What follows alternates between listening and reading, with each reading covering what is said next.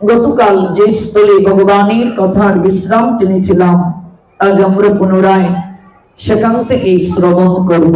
তবে বিনম্র প্রার্থনা, আমরা যেটুকু সময় ভগবানের কথা শ্রবণ করব, আমাদের এই শ্রবণ যেন কায় মনোবাক্যে হয় এবং বিশেষ করে শ্রদ্ধা এবং ভক্তি করে যেন আমাদের এই শ্রবণ হয়, তাহলেই আমাদের পরম মঙ্গল সাধিত হবে।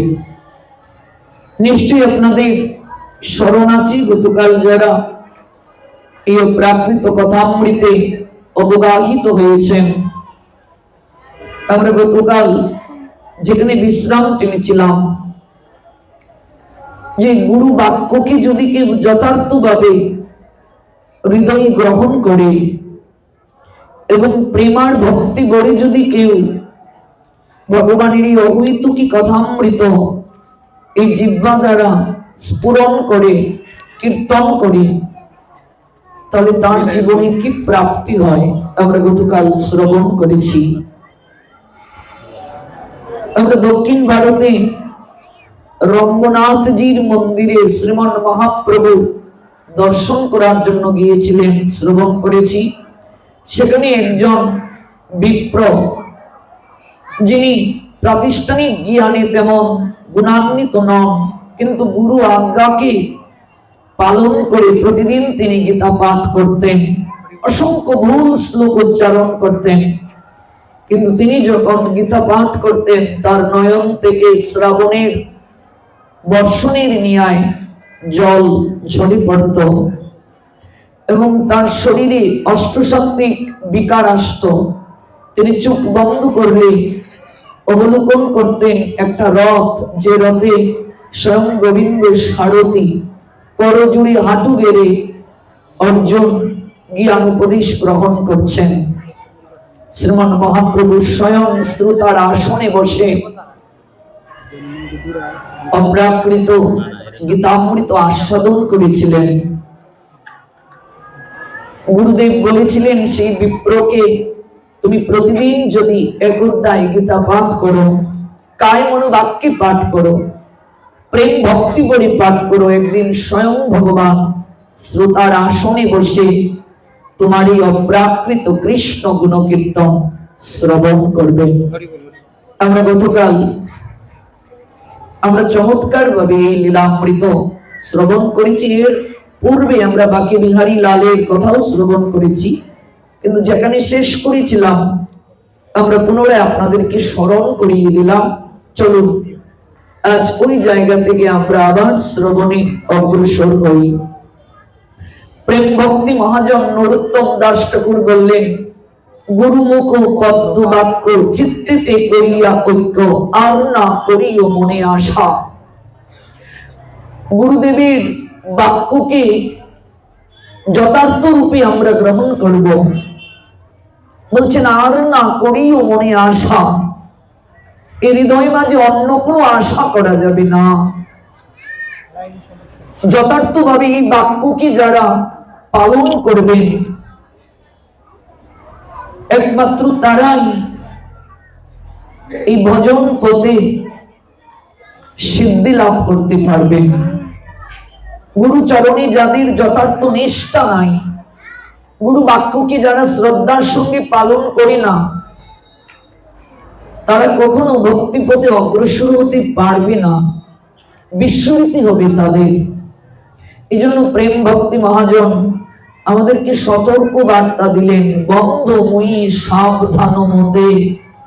গুরু সেবা করবে, গুরু চরণে যখন আশ্রয় নেবে, তার বাক্যকে যখন গ্রহণ করবে, সাবধানতার সঙ্গে সেবা করবে, সাবধানতার সঙ্গে গুরুদেবের সঙ্গ করবে এবং সাবধানতার সঙ্গে এই বাক্য প্রতিপালন করবে, যেন কখনো অপরাধ না হয়।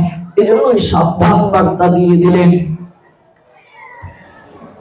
যদি কেউ গুরুদেবকে সন্তুষ্ট করতে পারে, শ্রী বিশ্বনাথ চক্রবর্তী ঠাকুর বলছেন, ইয়াস্যা প্রসাদাৎ ভগবৎ প্রসাদ। যদি গুরুদেব সন্তুষ্ট হয়ে যান, তাহলে স্বয়ং ভগবান সন্তুষ্ট হয়ে গেলেন। ইয়াসা অপ্রসাদাৎ নগতি কুতপি। যার জীবনে গুরুদেব অপ্রসন্ন, মনে রাখবে তার জীবনে ভগবানও অপ্রসন্ন। গুরুদেব যদি সন্তুষ্ট হন, যথার্থ গুরুদেব, তাহলে ভগবান সন্তুষ্ট হয়ে গেলেন। গুরুদেব যদি অপ্রসন্ন হন, ভগবানও অপ্রসন্ন। সনাতন দাস তাই বললেন, যথার্থ গুরুদেবের এত শক্তি, কৃষ্ণ যদি রুষ্ট থাকেন শিষ্যের প্রতি, কিন্তু যথার্থ গুরুদেব যদি সন্তুষ্ট থাকেন, ভগবান কৃষ্ণ তার কোনো ক্ষতি সাধন করতে পারবেন না। এতটা যথার্থ গুরুদেবের শক্তি, ভগবান এতটা শক্তি তাকে প্রদান করেছেন। কারণ গুরু আর ভগবান অভিন্ন।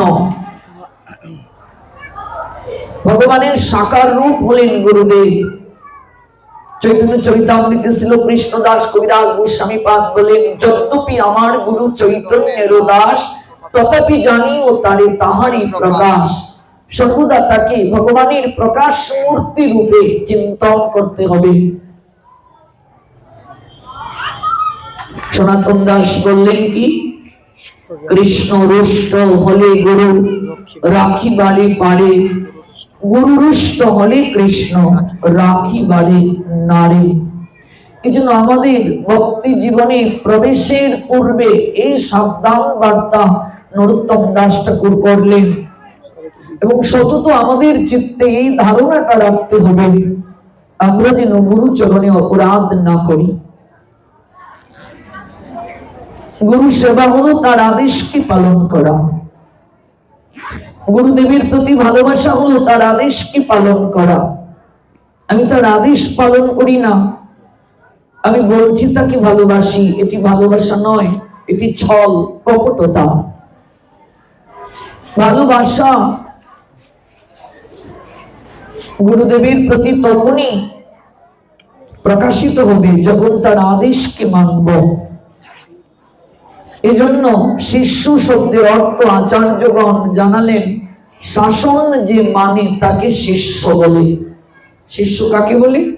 যে শাসন মানে। যে শাসন মানে না তাকে শিষ্য বলা হয় না। যে শাসন মানে তাকে শিষ্য বলা হয়। শাসন যে মানে না, তিনি শিষ্য হওয়ার জন্য যোগ্য নন। গুরুদেব যে বাক্যটা বললেন, আদেশটা করলেন, শিষ্য কিভাবে গ্রহণ করবে? শিষ্য গ্রহণ করবে যে গুরুদেব আমায় বলেছেন, নিশ্চয়ই এর পশ্চাতে কোনো কারণ রয়েছে, এর পশ্চাতে নিশ্চয়ই আমার মঙ্গল নিহিত, আমার কল্যাণ নিহিত।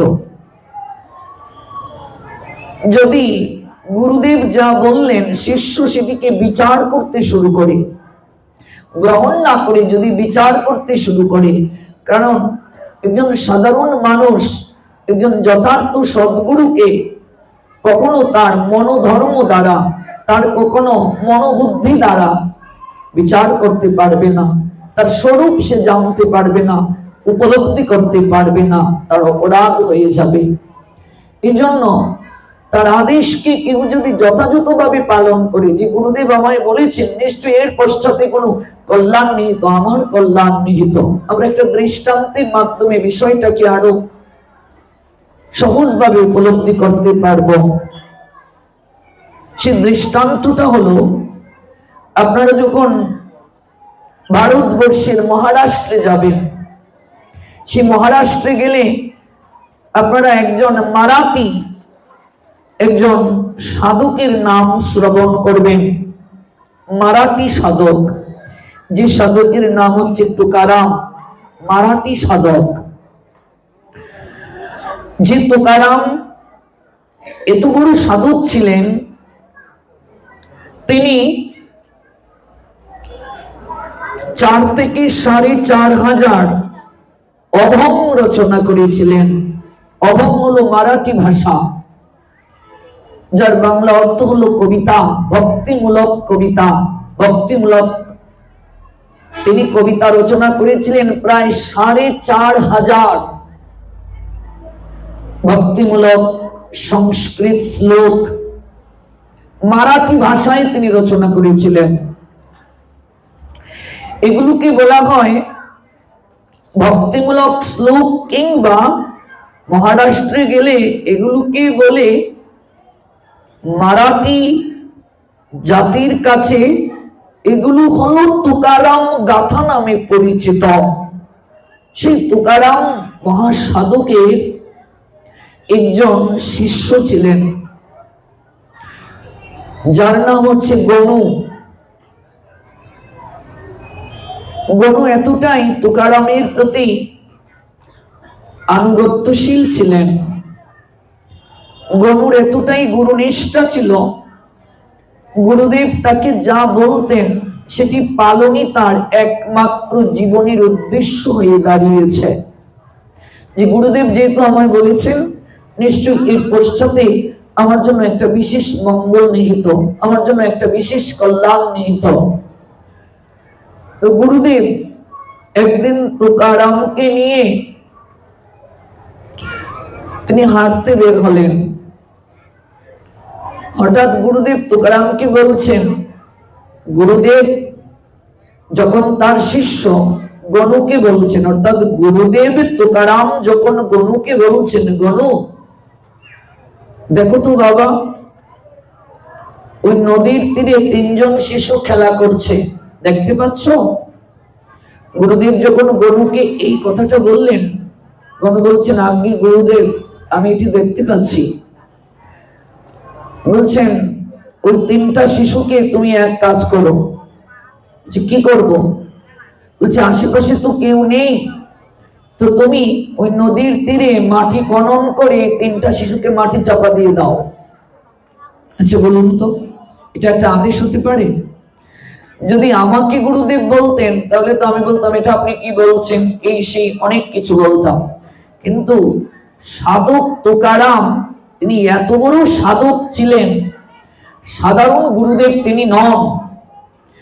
যখন তিনি আজ্ঞাটা করলেন, গনু সঙ্গে সঙ্গে এই তিনটা শিশুকে কুলে করে এনেছে, গর্ত করে গনু ওই তিনটা শিশুকে ওই মাটির নিচে চাপা দিয়ে দিয়েছে। মাটির নিচে চাপা দিলে ওরা বাঁচবে? চাপা দেওয়ার পর তুকারাম বলছেন, গনু এবার তুমি ওই গর্তটা মাটি দিয়ে ভরাট করে তার উপরে বসে হরিনাম জপ করতে শুরু করো। গনু একটু বিচারও করলো না, সে ওই গর্তটা মাটি দিয়ে ভরাট করে তার উপরে বসে হরিনাম জপ করতে শুরু করেছে। এদিকে ওই বাচ্চাদের মায়েরা এবং স্বজনেরা আশেপাশে ছুটাছুটি করছে, যে বাচ্চাদেরকে কেউ দেখেছে কিনা, তারা খুঁজে পাচ্ছে না। গনু এদিকে হরিনাম করছে, আর নদীর তীরে বসে সাধক তুকারাম তিনি এই অনিন্দময় দৃশ্যগুলো অবলোকন করছেন। ওই নদী দিয়ে নৌকা যাচ্ছে, কত পাখি উড়ে যাচ্ছে, কি অনিন্দময় স্রষ্টার সৃষ্টি, যে সৃষ্টিকে অবলোকন করে অনুভব করা যায়, আহা গোবিন্দের সৃষ্টি এত সুন্দর, না জানি গোবিন্দ কত সুন্দর, এরকম তিনি অনুভব করছেন।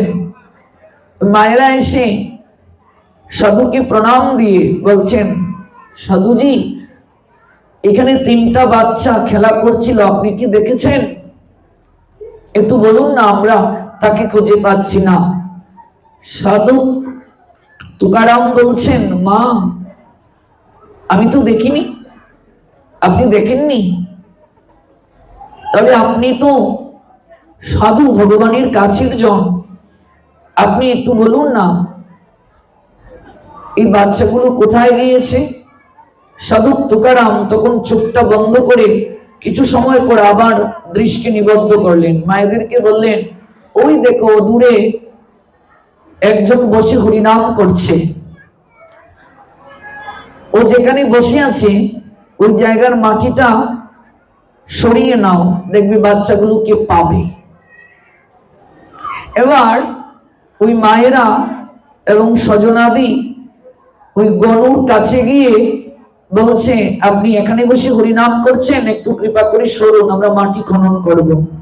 গনু সরে দাঁড়ালো, মাটি খনন করে দেখলো 3টা বাচ্চা ওই গর্তের মাঝে আছে। আচ্ছা ভাবুন তো অবস্থাটা কি হবে।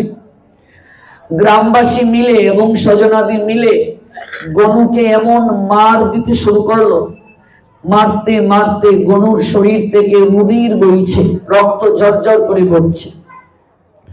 যত মার দিচ্ছে গনু মুখ দিয়ে একটা বাক্য উচ্চারণ করছে, জয় গুরুজি, গুরু কৃপাহি কেবলম। কি বলছেন? গুরু কৃপাহি কেবলম। আর বলছেন জয় গুরু। যতবার মার দিচ্ছে ততবার গুরুদেবের জয় দিচ্ছে, আর বলছেন গুরু কৃপাহি কেবলম। এবার মারতে মারতে অজ্ঞান হয়ে পড়ে গেছে গনু।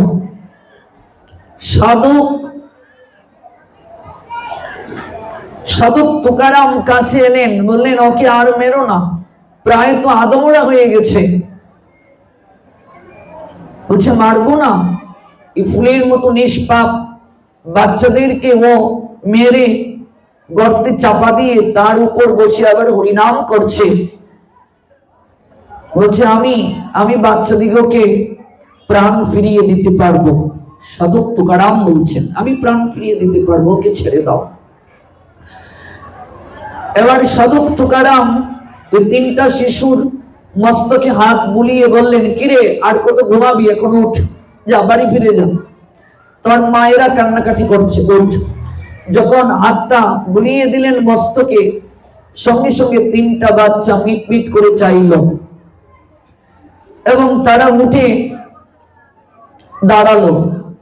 মায়েরা জড়িয়ে ধরলেন, লোলাটি চুমু খেলেন, আর অবাক হয়ে তাকিয়ে রইলেন সেই সাধুর দিকে। সবাই তাকে প্রণাম নিবেদন করলো। সাধক তুকারাম বলছেন এবার যাও, বাচ্চাদেরকে নিয়ে গৃহে ফিরে যাও। গনু পড়ে আছে, তার শরীর থেকে রুধির ঝরছে। গুরুদেব তার কাছে এসে বললেন, গনু কিরে কেমন মাইর খেলি? তুকারাম বলছেন মারটা কেমন খেলি, একটু বাড়িয়ে দাও, সাউন্ড শুনতে পাচ্ছি না, আউটপুট একটু বাড়িয়ে দাও। বলছেন কিরে মার কেমন খেলি? গনু কোন ক্রমে চোখটা মেলে তাকালো গুরুদেবের দিকে আর বলছেন, গুরুদেব আপনার যেমন ইচ্ছে, গুরু কৃপাহি কেবলম। আপনার যেমন ইচ্ছে, গুরু কৃপাহি কেবলম। সাধক তুকারাম বিস্মিত হলেন। তিনি তখন 1 পা 2 পা করে এগিয়ে এলেন গনুর কাছে, বললেন, গনু গুরু বাক্যে তোর এত নিষ্ঠা, এত বিশ্বাস, আয় আমার বুকে আয়। এই বলে গুরুদেব তাকে প্রেম আলিঙ্গন করলেন। আলিঙ্গন করার সঙ্গে সঙ্গে গনু অনুভব করলো তার শরীরে আর কোনো ব্যথা নেই। এই যে রুধির ঝরছিল, গনু তাকিয়ে দেখছে শরীরে কোনো মারের চিহ্ন মাত্র নেই। তার হৃদয় মাঝে এক পরম প্রশান্তি সে পাচ্ছে। গুরুদেবের চরণ দুটো জড়িয়ে ধরে গনু কাঁদতে লাগলো। কাঁদতে কাঁদতে বলছে, গুরুদেব আপনি কোনোদিন আমায় ছেড়ে চলে যাবেন না তো?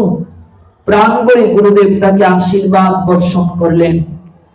এই যে সাধক তুকারাম, এই তুকারামের প্রসঙ্গে আমরা শ্রবণ করব। গতকাল আমরা আস্বাদন করেছিলাম যে গোপাল শর্মা যিনি সংসার জীবনে প্রবেশ করেছিলেন, তার স্ত্রী সতত তাকে ভক্তিপথে সহায়তা করেছিলেন এবং ভজন সঙ্গিনী যদি মনের মতো হয়, তাহলে কৃষ্ণ ভজন যদি সংসারে হয়, সংসারটা বৈকুণ্ঠে বাগান হয়ে যায়। আমরা এই লীলা শ্রবণ করেছি গতকাল এবং প্রথম দিন। এই প্রসঙ্গে আমরা এখন নেতিবাচক লীলা শ্রবণ করব। যে গৃহে ঘরণী ধার্মিক হয় না, সুশীলা হয় না, যে ঘরে স্ত্রী ভক্তিহীনা হয়, ঈশ্বরে বিশ্বাসী হয় না, তার জীবনটা কেমন হয় আমরা এই তুকারামের জীবন থেকে জানব। আপনাদেরকে গুরু নিষ্ঠার একটা লীলা শ্রবণ করে তুকারামকে পরিচয় করিয়ে দিলাম। নিশ্চয়ই আপনাদের বোঝার বাকি রইল না যে তুকারাম কত বড় সাধক, যে মৃত 3 শিশুকে স্পর্শের সঙ্গে সঙ্গে জীবন দান করতে পারেন। এই লীলার দ্বারা বোঝার অবকাশ রইল না তিনি কত বড় সাধক। কিন্তু এই তুকারামের জীবনে বৈরাগ্য কি করে এলো, এবং এই তুকারাম যখন সংসার জীবনে প্রবেশ করলেন, তার জীবনে ভক্তিটা কি করে এলো, কি করে তিনি সিদ্ধি প্রাপ্ত হলেন, আমরা এই লীলাটাই আজ শ্রবণ করব। কারণ এই তুকারামের স্ত্রী তিনি ভক্তিহীনা ছিলেন, তার সংসারটা কেমন করে কাটলো আমরা এই লীলা আজ শ্রবণ করব।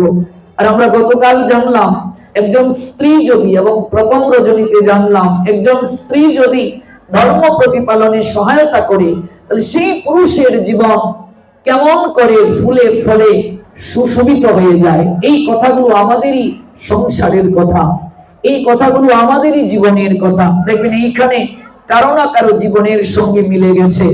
কারো না কারো গৃহে দেখবে স্ত্রী ভক্তি পথে অগ্রসর নয়, স্বামী ভক্তি পালন করেন, স্ত্রী এটি পছন্দ করেন না, কিংবা স্ত্রী ভক্তি জীবনে আছেন, স্বামী পছন্দ করেন না। এটা কারো না কারো সংসারের জীবনের গল্প, কারো না কারো জীবনের সঙ্গে এই লীলা মিলে যায়।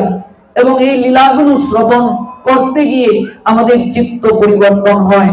আমরা আমাদের জীবনের সঙ্গে এই লীলাকে মিলাই, মিলানোর পরে আমরা সিদ্ধান্ত নেই আমরা কি করব। আমাদের জীবন তখন আনন্দে ভরে যায়, অনুশোচনা আসে আমাদের হৃদয়ে, এবং আমরা নিজেকে পরিবর্তনের সোপানে নিয়ে যাই। আমরা যার কথা আপনাদেরকে শ্রবণ করালাম, এই সাধক নামটা কি না, তুকারাম।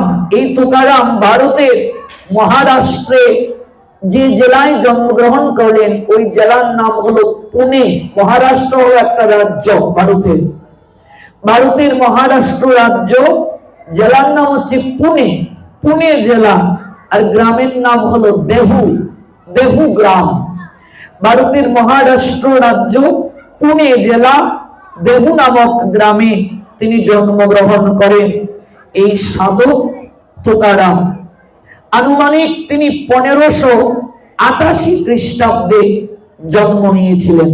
তাহলে 1588 খ্রিস্টাব্দ, এখন চলছে কত খ্রিস্টাব্দ, 2025 খ্রিস্টাব্দ। তাহলে প্রায় 450 বছরের পূর্বের কথা আপনাদেরকে শ্রবণ করাচ্ছি। প্রায় 450-500 বছর পূর্বের কথা আপনাদেরকে শ্রবণ করাচ্ছি। যে সাধক তুকারামের কথা আপনাদেরকে বললাম, এই তুকারাম কিন্তু প্রথম জীবনে সাধক ছিলেন না। তার পিতার নাম হচ্ছে বুহান্নাবা। নাম কি? বুহান্নাবা। এগুলো মারাঠি শব্দ, বুহান্নাবা। এবং তার মায়ের নাম হলো কনকাবাই। বাবার নাম হলো বুহান্নাবা, মায়ের নাম কনকাবাই। এবং তিনি 2টি বিবাহ করেছিলেন। তার প্রথম স্ত্রী, যে প্রথম স্ত্রীর নাম হলো রখুমাবাই। ওই রখুমাবাই দুর্ভিক্ষে মারা গিয়েছিলেন, খেতে না পেরে। মানে খুবই দরিদ্র পরিবারে এই তুকারামের জন্ম হয়েছিল। মহারাষ্ট্রে যখন দুর্ভিক্ষ দেখা দিল, লক্ষ লক্ষ লোক ভারতবর্ষে তখন না খেয়ে মরেছিল। কিন্তু এই রখুমাবাই প্রথম স্ত্রী যখন তার জীবনে এলো, এই রখুমাবাই ছিলেন ভগবান বিট্টল দেবের ভক্ত। ভগবান বিট্টল দেবের নাম কি আপনারা শুনেছেন? বিষ্ণুর একটা নাম হলো বিট্টল নাথ, বিষ্ণুর নাম হলো বিট্টল। আপনি যখন মহারাষ্ট্রে যাবেন তখন দেখবেন বিশাল বিট্টল নাথ স্বামীর মন্দির।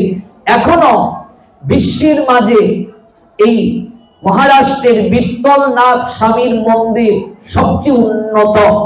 এত বৃহৎ মন্দির, এত উঁচু মন্দির আপনি কল্পনাও করতে পারবেন না। ভগবান বিট্টল নাথকে দর্শন করতে গেলে ঘন্টার পর ঘন্টা লাইনে দাঁড়াতে হয়। 36 ঘন্টা 48 ঘন্টা পর্যন্ত মানুষ দাঁড়িয়ে থাকে। ওই ভগবান বিট্টলনাথজিকে দর্শন করার জন্য। ভগবান বিট্টলনাথ হলো শঙ্খ চক্র গদা পদ্মধারী ভগবান বিষ্ণুর একটা রূপ। ভগবান বিষ্ণুর একটা নামই হলো বিট্টলনাথ। ওই ভগবান বিট্টলনাথের ভক্ত ছিলেন রখুমাবাই, প্রথম স্ত্রী। রখুমাবাই যখন ওই তুকারামের জীবনে এলেন, তখন তুকারামের বয়স একেবারে কম, সবে তিনি যৌবনে পদার্পণ করেছেন। অল্প বয়সেই তার বাবা তাকে বিবাহ বন্ধনে আবদ্ধ করিয়েছিলেন। তার বাবা বুহান্নাবা, তিনি বণিক ছিলেন, অর্থাৎ বণিক পরিবারে এই তুকারামের জন্ম, কিন্তু সংসারের প্রতি ছিলেন একেবারে উদাসীন। এবার কেউ যদি ব্যবসা করে, ব্যবসায় যদি মনোযোগ না দেয়, ব্যবসা কি বৃদ্ধিপ্রাপ্ত হবে? অল্প দিনের মাঝেই বুহান্নাবা ব্যবসাতে এত ক্ষতিগ্রস্ত হন এবং ব্যবসাটা তার বন্ধ হয়ে যায়, কারণ তিনি ছিলেন ব্যবসায় অমনোযোগী, সংসারের প্রতি তিনি ছিলেন উদাসীন। যার কারণে অল্প বয়সেই তিনি তার পুত্রকে বিবাহ করিয়ে দেন। নিজে দেখে ওই রখুমাবাইয়ের সঙ্গে পুত্র তুকারামকে বিবাহ করিয়ে দিলেন বুহান্নাবা। যেমন রূপে গুণে অদ্বিতীয়া, তেমনি ভজনশীলা ছিলেন এই ওই রখুমাবাই, প্রথম স্ত্রী। তিনি সততই তুকারামকে তিনি ভজন পথে সহায়তা করতেন। যখন দুর্ভিক্ষ দেখা দিল ভারতবর্ষে, তখন লক্ষ লক্ষ লোক মারা গিয়েছিল, না খেতে পেরে রখুমাবাইও মৃত্যুবরণ করেছিল। কতটা মর্মান্তিক বাবু, একজন না খেয়ে মরেছে, চোখের সামনে এই দৃশ্য সাধক তুকারাম অবলোকন করেছিলেন। তার স্ত্রীর মৃত্যু বিয়োগ তার মাঝে অনেকটাই বৈরাগ্য জানিয়ে দিয়েছিল যে সংসার জীবনে সত্যি কেউ কারো হতে পারে না। যে রখুমাবাই আমাকে এত ভালোবাসতো, কিন্তু মৃত্যুর সময় আমাকে একটা কথাও বলে গেল না, আমি চলে যাচ্ছি একটা কথাও বলে গেল না, তাহলে এই ভালোবাসাটা সত্যি নিত্য হতে পারে না। তখন তো বয়স একেবারে তুকারামের কম, কিন্তু তার হৃদয়ে মাঝে এই চেতনাটা কেন জানি জাগ্রত হলো যে রখুমাবাই আমাকে এত ভালোবাসতো। মৃত্যু শয্যার পাশে বসে আছেন তুকারাম, কিন্তু রখুমাবাই একটা কথাও বললো না, ওগো আমি চলে যাচ্ছি, তুমি এমন করে থেকো, একটা কথাও বললো না। তিনি সারাক্ষণ ভাবতে শুরু করলেন, এই সংসারে সত্যি কি কেউ কারো আপনার হতে পারে?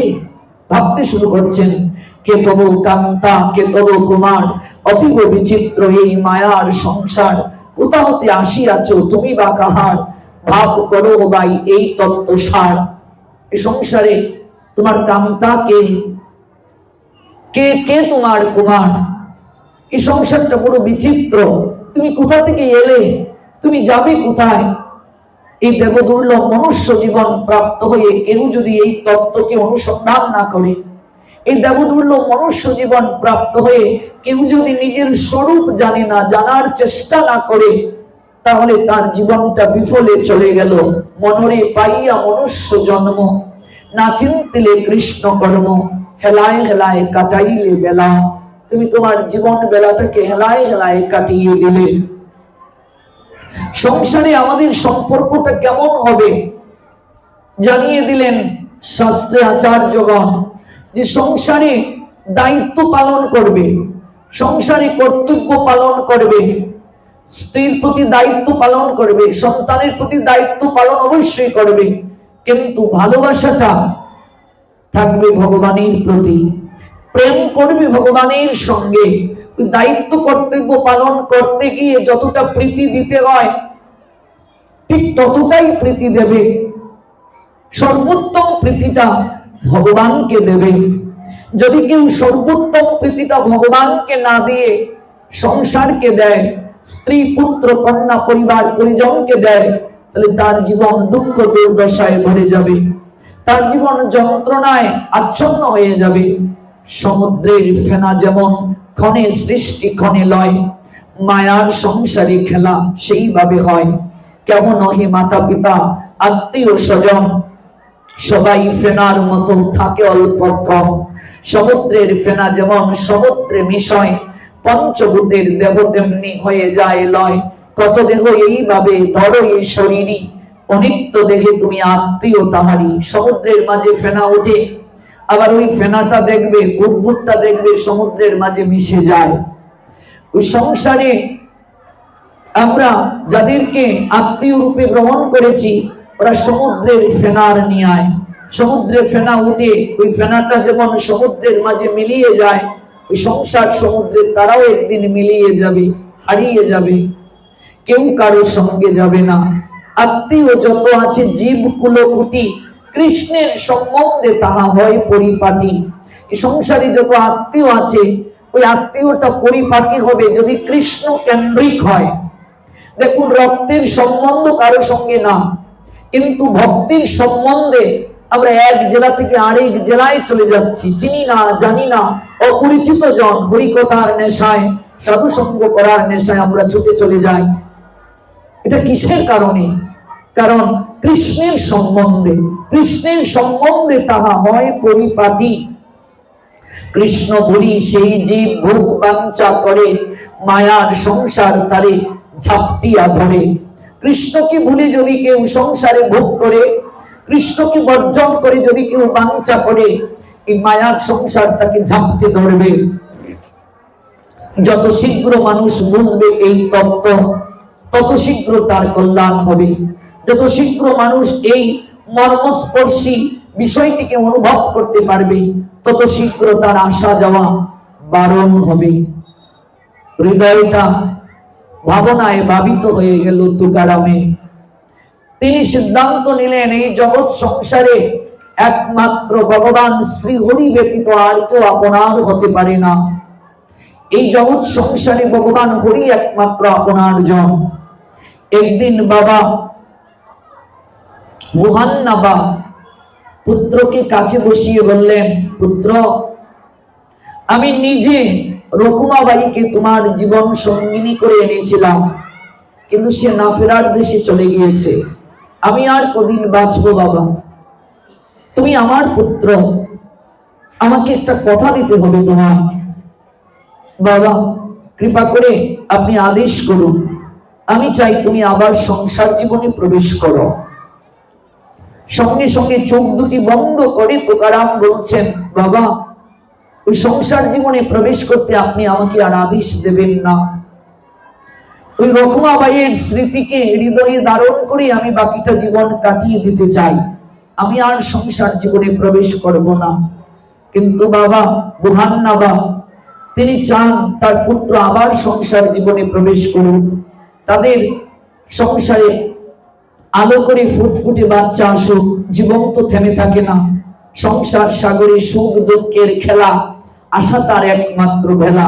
মানুষের জীবনে যদি আশা না থাকে, মানব জীবন স্থবির হয়ে যায়, নিশ্চল হয়ে যায়। আশার ভেলাতে মানুষ চলছে, আশা না থাকলে মনুষ্য জীবন চলতো না। জড় জগতের মানুষ যারা, তারা তো এরকমই চিন্তা করে। মুহান্নাবা জোর করে ওই তুকারামকে আবার বিবাহ বন্ধনে আবদ্ধ করালেন। ওই তুকারামের জীবনে দ্বিতীয় স্ত্রী এলেন, যে স্ত্রী তুকারামের জীবনটাকে অতিষ্ঠ করে তুলে দিলেন, যে স্ত্রী এই তুকারামের জীবনটাকে একেবারে অন্ধকারের দিকে আচ্ছন্ন করে দিলেন। যখন তার দ্বিতীয় বিবাহ হলো, খুব শখ করে, খুব আহ্লাদ করে মুহান্নাবা দ্বিতীয় স্ত্রীকে তিনি ঘরে নিয়ে এলেন। ইন্দ্রায়ণী নদীর তীরে হাতের অঙ্গুলি ধরে পালকিতে চড়িয়ে দ্বিতীয় স্ত্রীকে তিনি গৃহে আনয়ন করলেন। কিন্তু সেই স্ত্রী ঈশ্বরের প্রতি অনুরাগী নন, বিশ্বাসী নন, ভক্তি চিত্তে নাই, শ্রদ্ধা হৃদয়ে নাই। সংসারে একজন যদি ভক্তিহীনা হয়, আরেকজনের যতই ভক্তি থাকুক না কেন, স্পর্শ দোষ এমন একটা দোষ, ওই দোষের কারণে আপনার যতটা সংস্কার আছে ঠিক ততটা সংস্কার নষ্ট হয়ে যাবে। এই জন্য আমি গতকাল বলেছিলাম, বহু জন্মের সৌভাগ্য না থাকলে যুগলে ভজন করা যায় না গো। স্বামী স্ত্রী দুজন মিলে ভাগবতে যাব, স্বামী স্ত্রী দুজন মিলে হরিভজন করব। সাত পাকে তো আমরা এই প্রতিজ্ঞাটাই করে এলাম, স্বামী স্ত্রী দুজন মিলে ভজন করব। এই জন্যই তো ভজন সঙ্গী ভজন সঙ্গিনী রূপে একে অপরকে গ্রহণ করলো। কিন্তু আমাদের জীবনে উল্টো ঘটে, খুব কম জনের ভাগ্যে এমন ঘটে, স্বামী স্ত্রী দুজন মিলে ভাগবত আসরে গিয়ে বসলো, প্রসাদ গ্রহণ করলো, মন্দিরে গেল, হরিনাম করলো, সন্ধ্যা আরতি করলো। সবার জীবনে এই ভাগ্যটা হয় না, সবার জীবনে এই অনুভবটা হয় না। এই অনুভবটা, এই ভাগ্যটা একমাত্র তার জীবনেই ঘটে যার জীবনে সাধু কৃপা আছে, বৈষ্ণব কৃপা আছে, গুরু কৃপা আছে, পূর্ব জন্মের সৌভাগ্য যার জীবনে আছে। এখনকার অভিভাবক যারা, ওনারা কন্যা বিবাহ দিতে গিয়ে, পুত্র বিয়ে করাতে গিয়ে যার সঙ্গে বিয়ে করাবে তার চরিত্র কেমন যাচাই করে না, শুধু দেখে তার টাকা আছে কিনা, সরকারি চাকুরি আছে কিনা। আর যদি বিদেশি জামাই হয় তাহলে তো আর বলার অপেক্ষাই রাখে না। বয়স যদি বেশি হয়ে যায়, ওই এগুলো ম্যাটার নয়, টাকা ছাড়া কি চলে মা? একটিবারও অনুভব করে না, একটিবারও হৃদয়ে মাঝে ভাবনা স্তরে আনে না যে ঈশ্বরে তার ভক্তি আছে কিনা, কৃষ্ণ ভজন করে কিনা, কৃষ্ণকে ভালোবাসে কিনা। আজকাল আমরা অনেকেই এটি অনুভব করি না। আর যদি সুন্দরী কাউকে দেখে যাই তাহলে তো ভক্তি থাকুক আর না থাকুক, এর পিছনে পাগল হয়ে যায় বিয়ে করার জন্য। প্রায় অধিকাংশরাই রূপটা প্রথম দেখে, গুণটা দেখে না। যারা গীতা পড়ে প্রতিদিন, যারা গীতার সাংখ্য যুগটা প্রতিদিন পড়ে, একমাত্র তারা অনুভব করতে পারে যে এই দেহে দেহে কখনো প্রেম হতে পারে না। আজকাল দেখুন গৌরী মঠ ইস্কনের প্রচারের কারণে যারা আফ্রিকার একেবারে নিগ্রু, যারা কৃষ্ণ বর্ণের একেবারে কালো, ওরা ইংল্যান্ডে একেবারে ধবধবে ফর্সা সাদা চামড়ার কাউকে বিয়ে করছে। মায়াপুরে গিয়ে দেখুন একেবারে কালো। সেদিন দেখলাম একজন বিয়ে করলো একেবারে কালো, কিন্তু যাকে বিয়ে করলো সেই ছেলেটা একেবারে সাদা চামড়ার। এই যে ভারতবর্ষের সনাতনের শাশ্বত আদর্শ ওরা গ্রহণ করতে পারছে, আর আমরা গীতা পড়ি না, আমরা ভাগবত পড়ি না, আমরা শাস্ত্র গ্রন্থ জানি না যে এই শরীরটা কেবল একটা কাপড়, এই শরীরটা কেবল কাপড়। আমরা যেমন পুরাতন কাপড়কে ত্যাগ করে আরেকটা নতুন কাপড় পরিধান করি, আত্মাও তেমনি পুরাতন একটা শরীরকে ত্যাগ করে নতুন আরেকটা শরীর ধারণ করে। এই জন্য জানিয়ে দিলেন আত্মীয় সবাই বা আত্মার সম্বন্ধে শাস্ত্রে আচার্য জানালেন আত্মীয়তা নাহি হয় মায়াময় গন্ধে। যখন মানুষ ওই দেহ সত্তাকে আশ্রয় করে আত্মীয় করতে চায়, এই আত্মীয়তা চিরকাল থাকবে না। কারণ যৌবন তো অবিনশ্বর নয়, নশ্বর মানে অনিত্য। যৌবন তো একসময় ফুরিয়ে যাবে, যৌবনটা তো ফুরিয়ে যাবে। যদি কেউ দেহ দেখে প্রেম করে তাহলে এই প্রেম চিরস্থায়ী হবে না। যদি গুণকে কেউ পরখ করে, ভক্তিটা যদি কেউ পরীক্ষা করে, যদি অনুভব স্তরে আনে, তাহলে এই সম্পর্কটা চিরকাল থাকবে। আত্মীয় সবাই বা আত্মার সম্বন্ধে আমরা একে অপরের সঙ্গে, আমরা আত্মার সম্বন্ধে আত্মীয়।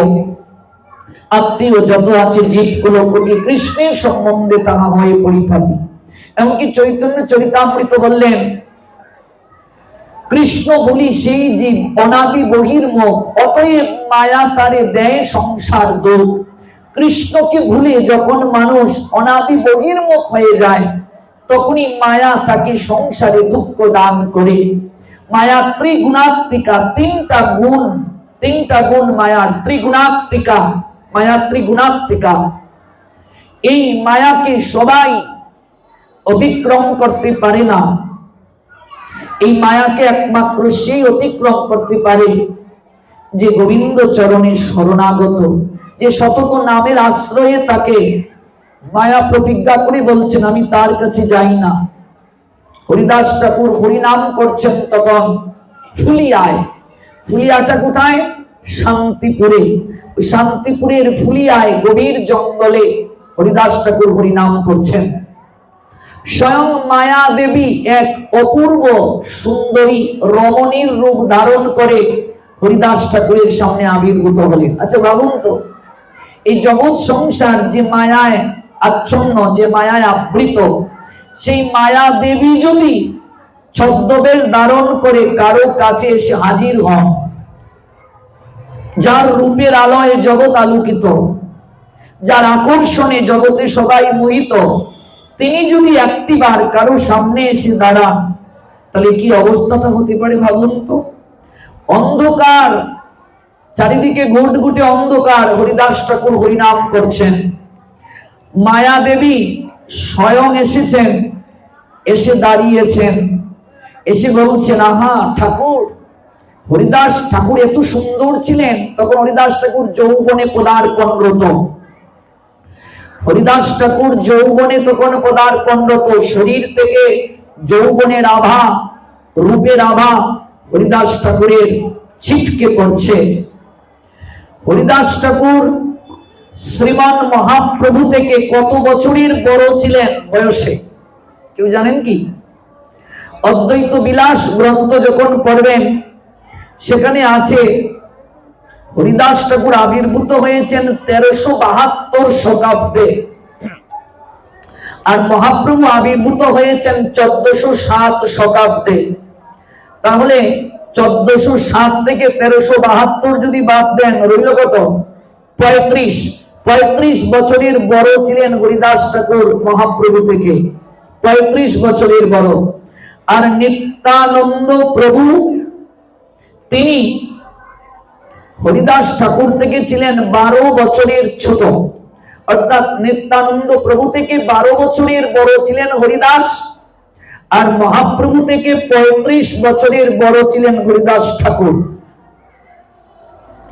সেই হরিদাস ঠাকুরের এত রূপ ছিল শরীরে, কল্পনাও করা যাবে না। মায়া দেবী আবির্ভূত হয়ে হরিদাসকে বলছেন, ঠাকুর তোমার শরীর থেকে যৌবনের আভা ছিটকে পড়ছে চারিদিকে, আমি তোমার রূপে মুগ্ধ, আমি তোমাকে আমার কাছের জন রূপে, আপনার জন রূপে গ্রহণ করতে চাই, প্রতিরূপে গ্রহণ করতে চাই। তুমি আমার ইচ্ছে পূরণ করো, আমি তোমার সঙ্গে রতি বিলাস করতে চাই। হরিদাস ঠাকুর তখন ইঙ্গিতে বললেন, আমার জপ সংখ্যা তো পূরণ হয়নি, জপ সংখ্যা যখন পূরণ হবে আমি তখন তোমার ইচ্ছে পূরণ করব। ইঙ্গিতে বললেন। মায়া দেবী বলে উঠলেন, শোনো ঠাকুর, আমাকে লক্ষ্মীরা বেশ্যা ভেবো না। যে লক্ষ্মীরাকে 3 রাত তুমি বসিয়ে রেখেছিলে, হরিনাম শ্রবণ করিয়েছিলে, বৈষ্ণবী বানিয়ে দিয়েছিলে, আমাকে বেশ্যা লক্ষ্মীরা ভেবো না। হরিদাস অবাক হয়ে তার দিকে তাকালেন, কি করে জানলো সে? শোনো ঠাকুর, আমি তোমাকে প্রতিরূপে গ্রহণ করতে চাই। পরমা সুন্দরী মেয়েটা রাতের অন্ধকারে এসে একটা যৌবনে পদার্পণরত যুবক তার কাছে দেহ সঙ্গমের প্রার্থনা নিবেদন করছে। আমার গুরুদেব আমাকে একদিন একটা ক্লাস দিতে একটা কথা বলেছিলেন, যে একজন ব্রহ্মচারী একজন সন্ন্যাসীকে রাতের বেলাতেই উপলব্ধি করা যায় সে ব্রহ্মচারী না সন্ন্যাসী। যদি দিনের বেলায় কোনো নারীকে কেউ মা বলে প্রণাম দেয়, এতে তার ব্রহ্মচারী বা সন্ন্যাসী প্রমাণ হয় না। রাত্রি বেলায় একাকী কেউ যদি কোনো রমণীকে প্রাপ্ত হয়ে মা বলে প্রণাম দিয়ে সম্মান জানাতে পারে, বুঝতে হবে তিনি প্রকৃত ব্রহ্মচারী, তিনি প্রকৃত সন্ন্যাসী।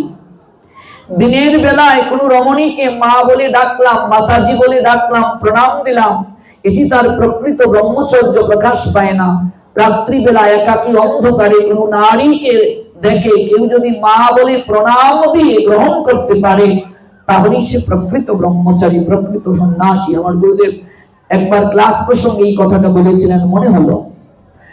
হরিদাস ঠাকুর ইঙ্গিতে বললেন, বসো, আমার জপ সংখ্যা পূর্ণ না হলে তো আমি তোমার ইচ্ছে পূরণ করতে পারবো না। মনে রাখবেন, যার যে নির্ধারিত জপ, কেউ 16 মালা নিয়েছেন, কেউ 24 মালা নিয়েছেন, কেউ 32 মালা নিয়েছেন, কেউ 8 মালা নিয়েছেন।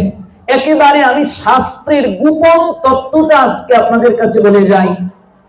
জপ সংখ্যা পূর্ণ না করে কখনো সকাল বেলার প্রসাদ গ্রহণ করতে নাই। আপনার যদি 16 মালাই হয়, আপনি জপ সংখ্যা পূর্ণ করে প্রসাদ পাবেন, নতুবা আপনি কোনোদিন ভজন রাজ্যে অগ্রসর হতে পারবেন না। এটা চৈতন্য চরিতামৃতের যখন ভাষ্য করবেন, শুধু চৈতন্য চরিতামৃতটা পড়লে তো আর বুঝবেন না, কঠিন।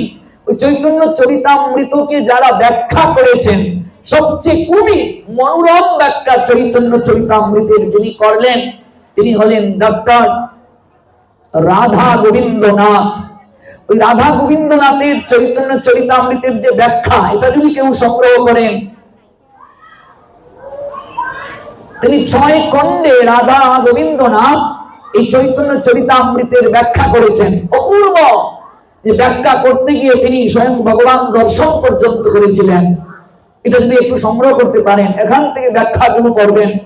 মূল গ্রন্থটা তো ছিল কৃষ্ণদাস কবিরাজ গোস্বামী পাদ লিখেছেন, আর এই চৈতন্য চরিতামৃতের ব্যাখ্যা এক একজন আচার্য করেছেন, কিন্তু রাধা গোবিন্দনাথের ব্যাখ্যার উপরে আর ব্যাখ্যা হতে পারে না। এই ডক্টর রাধা গোবিন্দনাথ আমাদের বাংলাদেশের লক্ষ্মীপুর জেলায় জন্মগ্রহণ করেছিলেন। তিনি যখন জন্ম নিয়েছিলেন তখন লক্ষ্মীপুর নোয়াখালীর অন্তর্গত ছিল, পরবর্তীতে লক্ষ্মীপুর আলাদা জেলা হয়। এই ডক্টর রাধা গোবিন্দনাথের চৈতন্য আপনি চরিতামৃতের ব্যাখ্যাটা করবেন।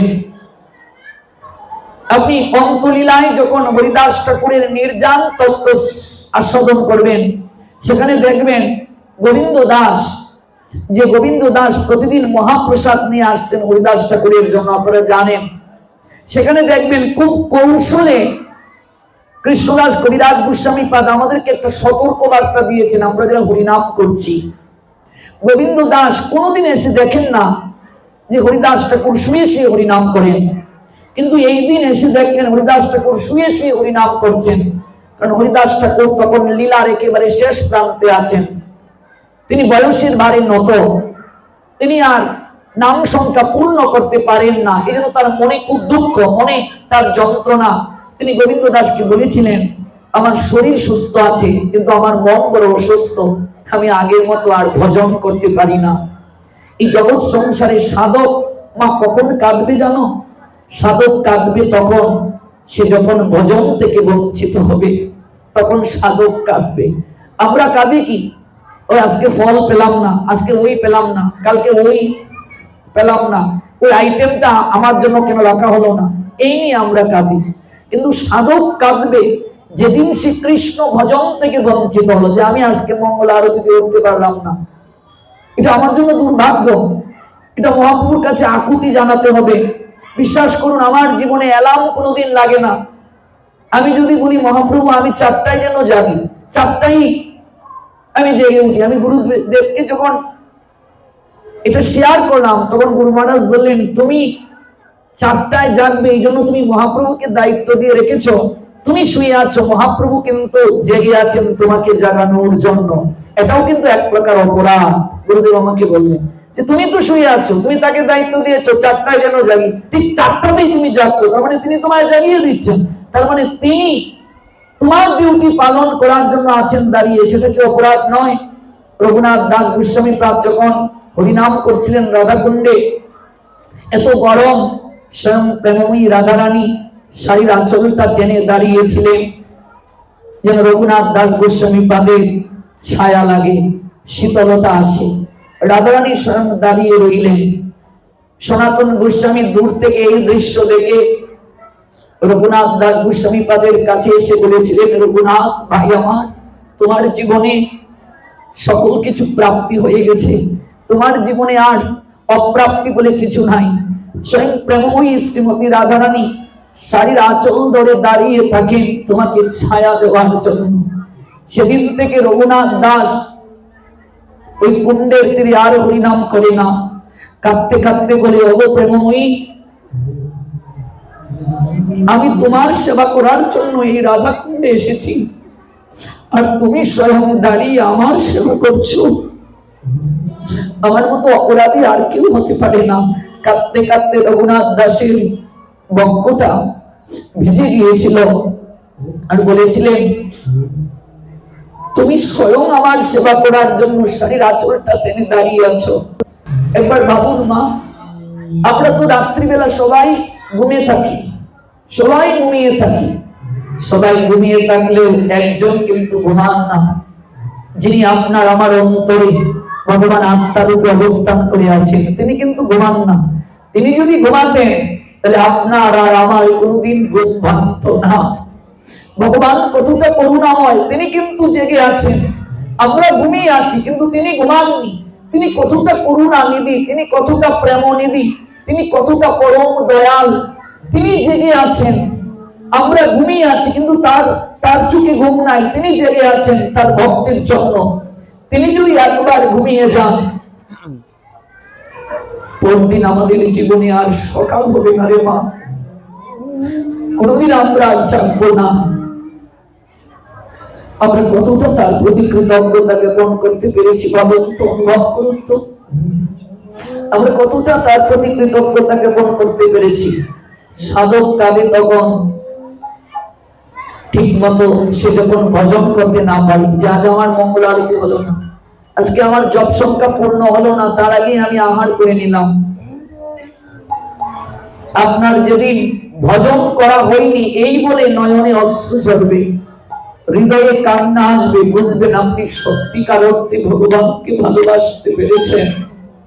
আর যদি জোর করে আপনাকে ভজন করাতে হয়, বৈদিক ভক্তিতে আপনি থাকেন, কোনদিন আপনার দ্বারা আমার দ্বারা কৃষ্ণ কৃপা প্রাপ্তি সম্ভব নয়।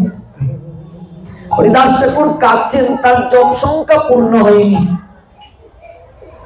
যে আমার শরীরটা ভালো আছে কিন্তু আমার মন ভালো নেই। গোবিন্দ দাস প্রণাম দিয়ে বললেন, আমি যে তোমার জন্য প্রসাদ নিয়ে এসেছি, হরিদাস গ্রহণ করো। হরিদাস ঠাকুর বললেন, আমার যে জপ সংখ্যা পূর্ণ হয়নি, আমি কেমন করে প্রসাদ গ্রহণ করব? যারা জপমালা নিয়েছি আর একটু সচেতন হতে হবে আমাদের।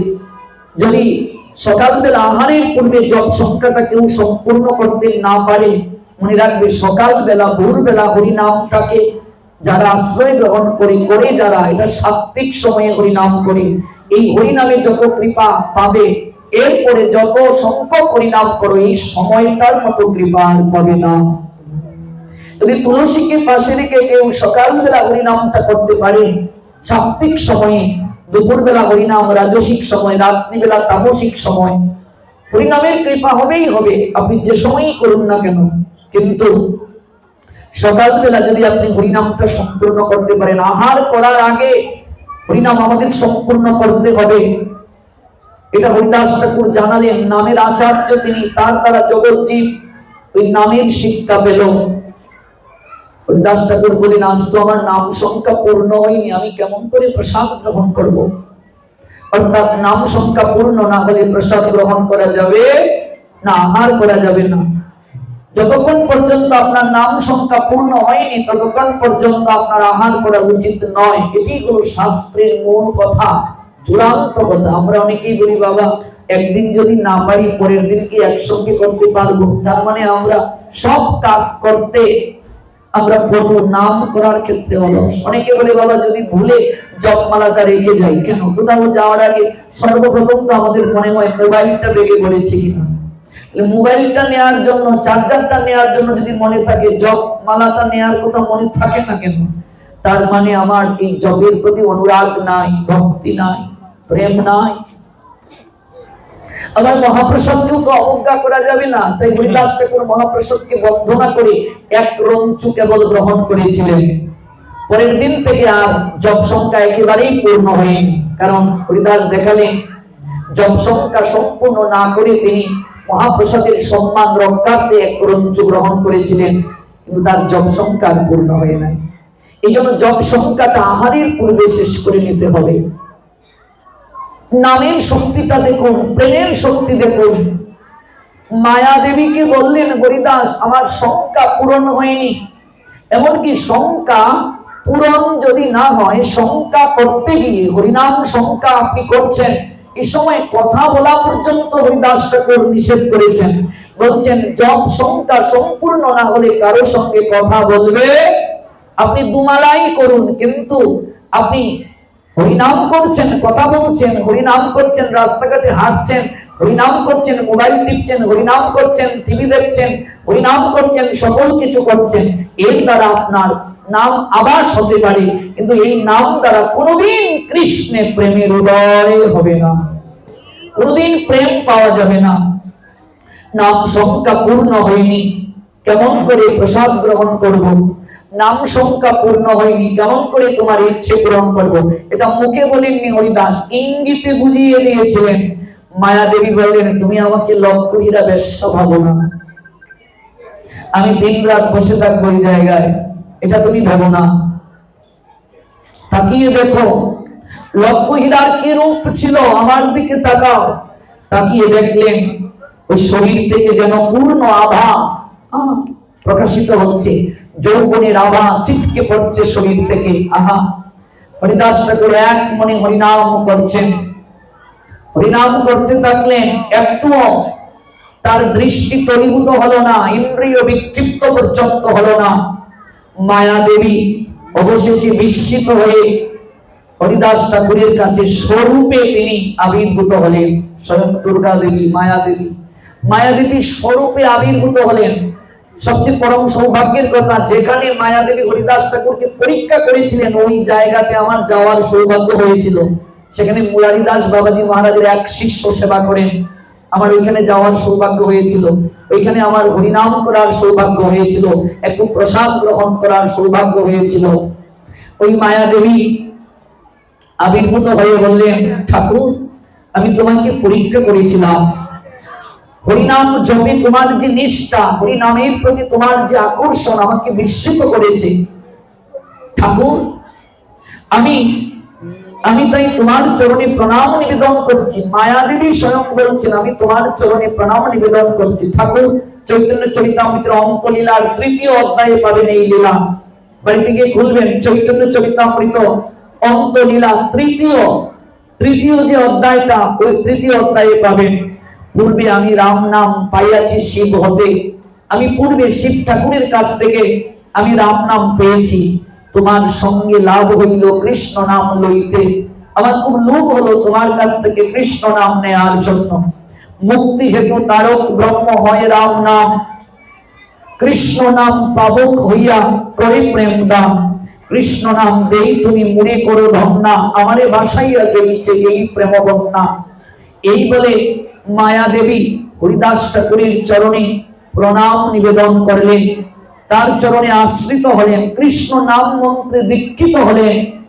হরিদাস ঠাকুর তখন মায়া দেবীকে একটা কথা বলেছিলেন, আজ তুমি কথা দিয়ে যাও। কি কথা? হরিদাস ঠাকুর বলেন, কৃষ্ণ নাম যথার্থভাবে যে গ্রহণ করবে, যে কৃষ্ণ নাম উচ্চারণ করার সময় অন্যদিকে মন নিবদ্ধ করবে না, যে কৃষ্ণ নাম উচ্চারণ করার সময় মুখে কোনো কথা বলবে না, কেবল কৃষ্ণ নামের প্রতি আকর্ষণ থাকবে, তুমি একটা বর দিয়ে যাও তাদেরকে। মায়া দেবী বললেন, আমি কথা দিলাম হরিদাস, যে কায় মনোবাক্যে কৃষ্ণ নাম করবে, কৃষ্ণ নাম করার সময় কোনো কথা বলবে না, নাম সংখ্যা সম্পূর্ণ রূপে সমাপন করবে, আমি কথা দিলাম, আমি কোনোদিন তাকে সংসার মায়ায় আবদ্ধ করে রাখবো না। আমি কোনোদিন সংসার মায়ায় তাকে আবদ্ধ করে রাখবো না। কৃষ্ণ সূর্য সম, মায়া অন্ধকার, যথাই কৃষ্ণ তথাই নাহি মায়ার প্রবেশ অধিকার। যেখানে কৃষ্ণ আছেন সেখানে মায়া কখনো প্রকাশ হয় না, মায়া কখনো প্রবেশ করতে পারে না, এত শক্তি কৃষ্ণ নামে। এই জন্য আমরা কৃষ্ণ নাম যথার্থভাবে আমরা পালন করার চেষ্টা করব। কৃষ্ণ নাম সংকীর্তনটা যথার্থভাবে যদি আমরা করি, হোক 4 মালা, হোক 8 মালা, হোক 2 মালা, আপনি কত মালা হরিনাম করছেন সেটি মুখ্য নয়। মুখ্য হলো আপনি কতটা নিষ্ঠা সহকারে হরিনাম করছেন, সেটি হলো মুখ্য। আমরা অনেকেই হরিনাম করি, কিন্তু সেই হরিনাম করতে গিয়ে আমাদের নিষ্ঠাটা থাকে না। আপনি চেষ্টা করুন হরিনাম কথা না বলে করার, তুলসীকে পাশে রেখে করার, অচিরেই আপনি অনেক দূর এগিয়ে যাবেন ভক্তি রাজ্যে, যা আপনি কল্পনাও করতে পারবেন না ভক্তি রাজ্যে আপনি কতটা এগিয়ে যাবেন। সাধক তুকারামের একমাত্র হরিনামের প্রতি নিষ্ঠা এলো। স্ত্রী যখন সংসারে ঈশ্বর বিরাগী হলেন, কোথায় কোথায় ওই তুকারামের সঙ্গে ঝগড়া করেন, ঝগড়াটা কি নিয়ে মা? ধর্ম প্রতিপালন নিয়ে। যেহেতু তুকারাম ঈশ্বরকে অনেক ভালোবাসেন, বিঠ্ঠলনাথ ভগবান শ্রীহরির প্রতি তার গভীর নিষ্ঠা, স্ত্রীর এই নিষ্ঠাটা নাই। ওই নিষ্ঠা না থাকার কারণে তিনি সতত ঝগড়া করেন। এদিকে তুকারাম তিনি কি করেন? গরু যখন ফসল খেতে আসে তিনি গরুকে তাড়ান না, গরু ফসলকে যায় চলে। এদিকে ওই ওই চাষি আসে, এসে অভিযোগ দিয়ে যায় যে গরু এসে ফসল খেয়ে চলে গেছে। তিনি ভাবেন সবার মাঝেই তো ঈশ্বর বিরাজ করে থাকে। এদিকে অনেকেই ভাবছে এই কি এত এত পরিমাণ উদাসীন ছেলেটা, প্রকৃতির সঙ্গে যেন তার একটা গভীর সম্বন্ধ রয়েছে। স্ত্রীর এই যে গঞ্জনার উপরে তিনি শ্লোক রচনা করলেন। আমাদের রবীন্দ্রনাথ ঠাকুর ওই তুকারামের এই শ্লোকগুলোকে বাংলায় অনুবাদ তিনি করেছিলেন। স্ত্রীর কাছ থেকে কষ্ট পেয়ে তিনি একটা শ্লোক রচনা করেছিলেন, যে শ্লোকটার বাংলা বঙ্গানুবাদ করেছিলেন রবীন্দ্রনাথ ঠাকুর। গুপি আলী ঘোড়া দানে ফাউ নেদি পুরা। আচ্ছা, কিছু বুঝতে পারলেন? এটা হলো মারাঠি ভাষা। গুপি আলী ঘোড়া দানে ফাউ নেদি পুরা। কেউ কিছু বুঝতে পারলেন? রবীন্দ্রনাথ তার বাংলা বললেন, এই মারাঠি ভাষাটাকে তিনি বাংলায় নিয়ে এলেন। কবিগুরু রবীন্দ্রনাথ ঠাকুর বললেন, ঘরে দুটো অন্ন এলে ছেলেদের দেব কোথা খেতে, হতবাগা তা দেবে না, সকলেই পরের জান দিতে। মানে যদি দুমুঠো অন্ন সংসারে আসে, রান্না যখন করা হয়, গৃহে অতিথি এলে তুকারাম নিজে না খেয়ে অতিথিকে দিয়ে দেন। আর স্ত্রী বলছে, ওই মুখ পুরা, এই যে অন্ন তুই অতিথিকে দিয়ে দিচ্ছিস, আমরা খাবো কি?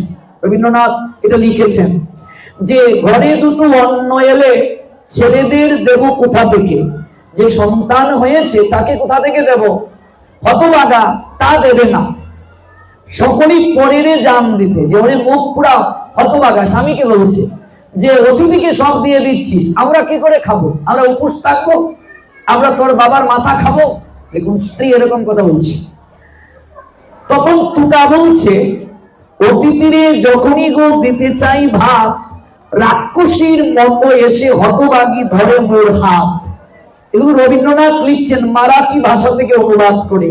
যখন আমি অতিথিকে অন্ন দিতে চাই, আমার স্ত্রী রাক্ষসীর মতো দাঁতগুলোকে একেবারে কর্মর কর্মর করে আলু তালু চুলে আমার কাছে এসে অতিথির সামনে আমার গায়ে হাত তুলে আমাকে অপমান করে। এরকম যদি কারো জীবনে স্ত্রী জুটে যায়, ভাবুন তো কি হবে, কি হবে? রাক্ষসীর মতো এসে হতভাগী ধরে মোর হাত, না জানি পূর্ব জন্মে কতই করিয়াছিলাম পাপ, তুকা বলে এ জন্মে তাই পাচ্ছি বড় তাপ। না জানি পূর্ব জন্মে কোন পাপ করে এলাম, যার কারণে এমন স্ত্রী আমার জীবনে জুটলো। এটা রবীন্দ্রনাথ ঠাকুর লিখলেন ওই তুকারামের মারাঠি ভাষায়। তিনি যখন অভঙ্গ মানে কবিতা রচনা করলেন, এটিকে বাংলায় অনুবাদ করে সবার কাছে, বাঙালিদের কাছে তুলে ধরলেন। কারণ এই তুকারাম হলেন মারাঠি সাধক। এমন হলো তার স্ত্রী, রাক্ষসীর মতো। যেমন যে তারকা রাক্ষসী দাঁতকে কর্মর কর্মর করে এগিয়ে আসে, কিংবা বক রাক্ষস ভীমকে খাওয়ার জন্য যেভাবে এগিয়ে এসেছিল, ওই তারকা কিংবা বক রাক্ষসের সঙ্গে তুকারাম তার স্ত্রীকে তুলনা করেছেন। এমন ছিলেন তার স্ত্রী। স্ত্রীর গঞ্জনায় তুকারাম ঘরে থাকতে পারতেন না, ঘরে একটুও থাকা সম্ভব হতো না। তাই তিনি কি করলেন, যে গ্রামে জন্ম নিলেন, গ্রামের নাম হলো দেহলি, ওই দেহলি গ্রামের কাছেই তিনি সর্বদা তিনি ভান্যনাথ পাহাড়ে অথবা ইন্দ্রায়ণী নদীর তীরে গিয়ে নির্জনে বসে থাকতেন। বসে তিনি সর্বদা ভগবান শ্রীহরিকে চিন্তন করতেন। মনে রাখবে, সংসারে যারা সাধক হয়েছে, কারো না কারো কাছ থেকে কষ্ট পেয়েই সাধক হয়েছে। জীবনে যদি মানুষের জীবনে দুঃখ না আসে, মানুষের জীবনে যদি কষ্ট না আসে, মানুষের জীবনে যদি যন্ত্রণা না আসে, সে কখনো ঈশ্বরের প্রসাদ পেতে পারে না।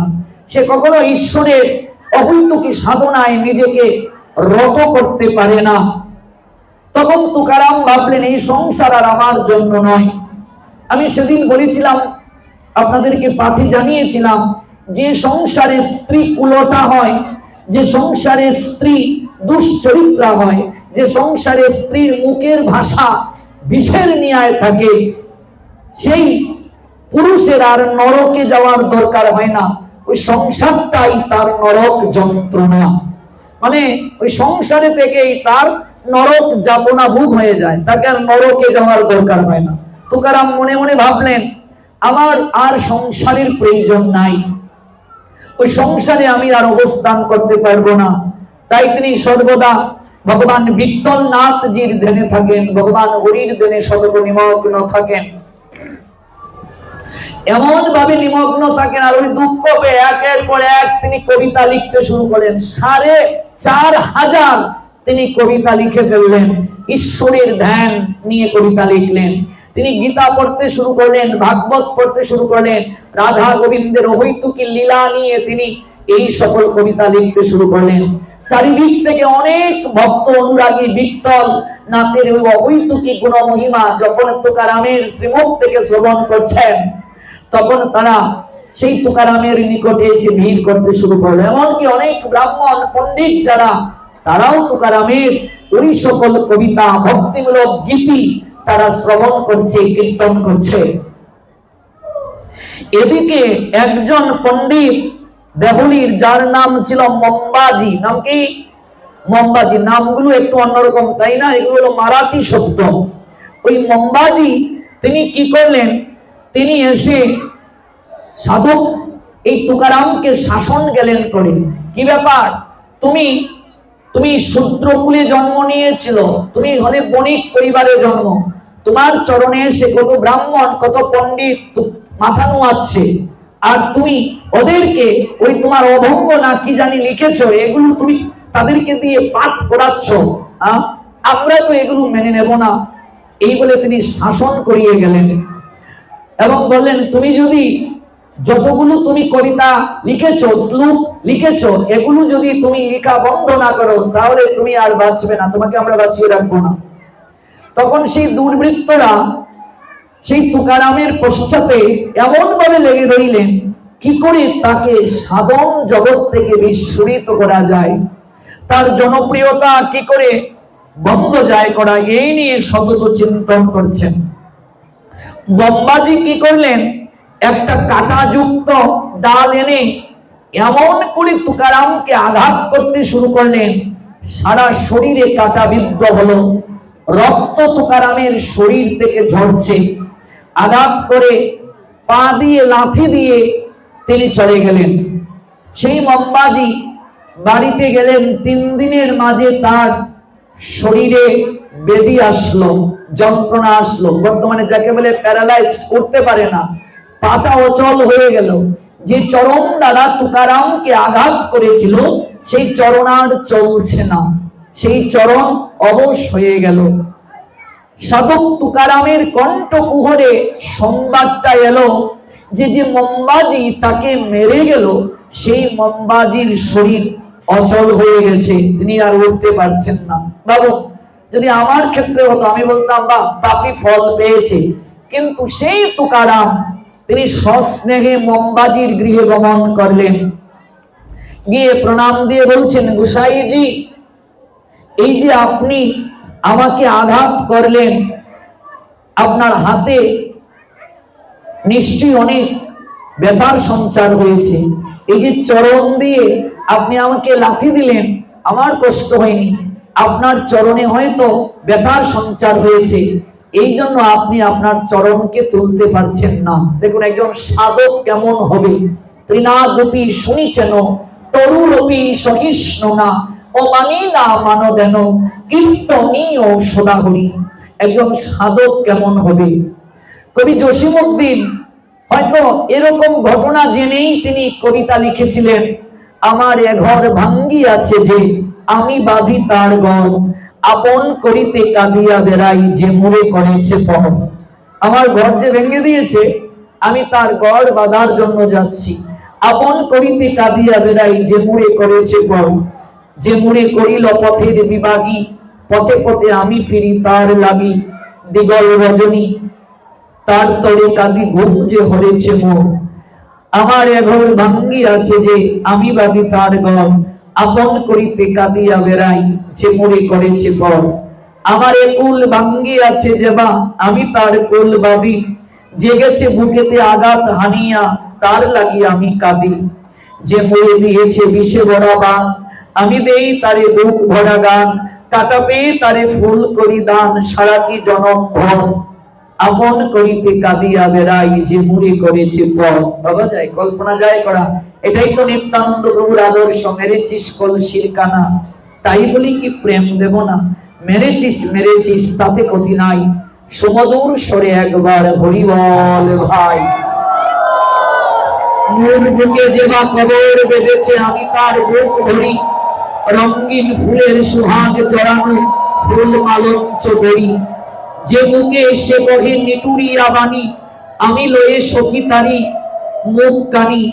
কতটাই হতে কত কি যে আনি, সাজাই নিরন্তর। আপন করিতে কাঁদিয়া বেড়াই যে মোরে করেছে পর।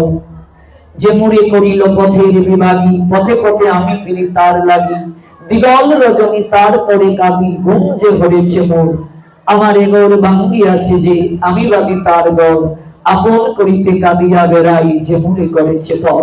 যে আমাকে এই মুখ দিয়ে নিষ্ঠুর বাক্য দ্বারা আমাকে সতত যন্ত্রণা দিয়েছে, আর আমি তার মুখে প্রসাধনী সামগ্রী মাখিয়ে তাকে সুন্দর করে সাজিয়ে দিই।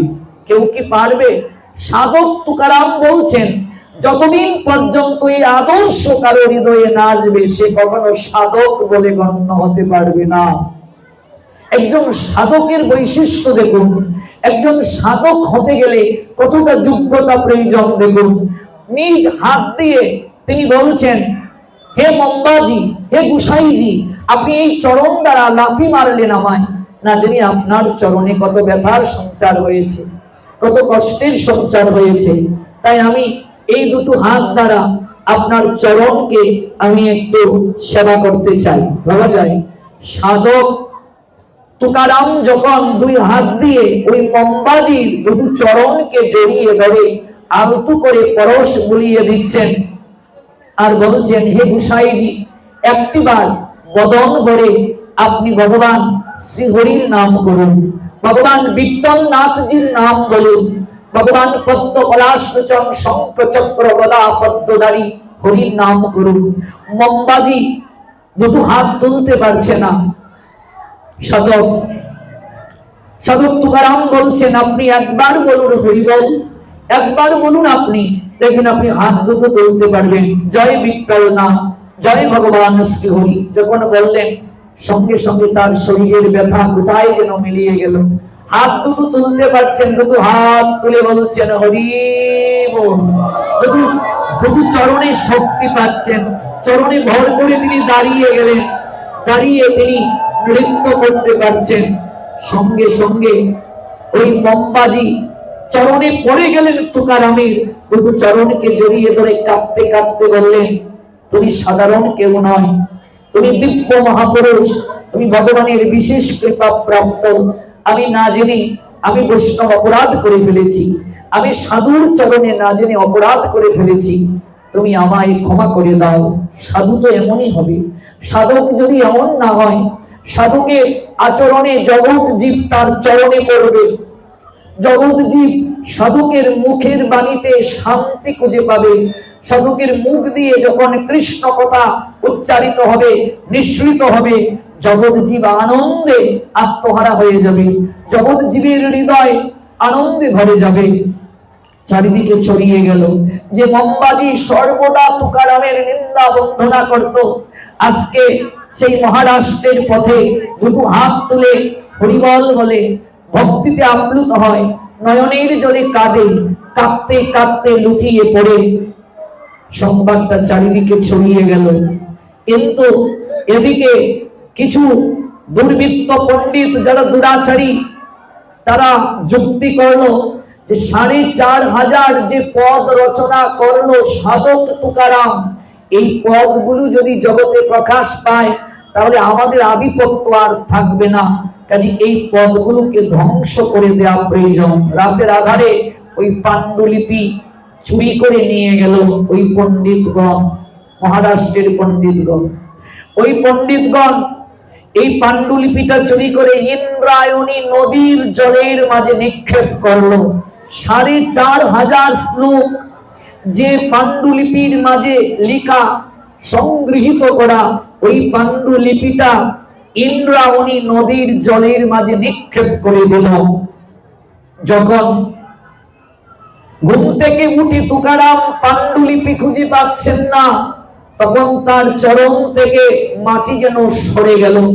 তার বুকে যদি কেউ আঘাত করত তার যন্ত্রণা হতো না। মনে রাখবেন, গ্রন্থ হরিনাম হরিকথা যেখানে লিপিবদ্ধ থাকবে সেটা স্বয়ং ভগবান সদৃশ। গ্রন্থকে যন্ত্রতন্ত্র রাখা যাবে না। একজন ভক্ত, একজন সাধক কতটা ভগবানকে ভালোবাসে সে গ্রন্থকে অধ্যয়ন করে কিনা তার মাঝে উপলব্ধি করা যাবে। আপনি ভগবানকে যদি ভালোবাসেন, সর্বদা ভগবানের কথা শোনার জন্য আপনার হৃদয়ে টান অনুভব হবে। জগতে কে কাকে ভালোবাসে দুটো কারণ দ্বারা উপলব্ধি করা যায়। প্রথম কারণটা কি?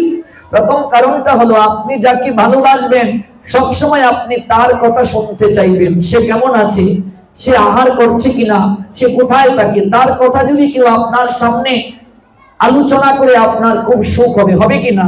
আপনি মা, আপনার সামনে আপনার সন্তানের কথা যদি কেউ বলে আপনার শুনতে ভালো লাগবে কিনা?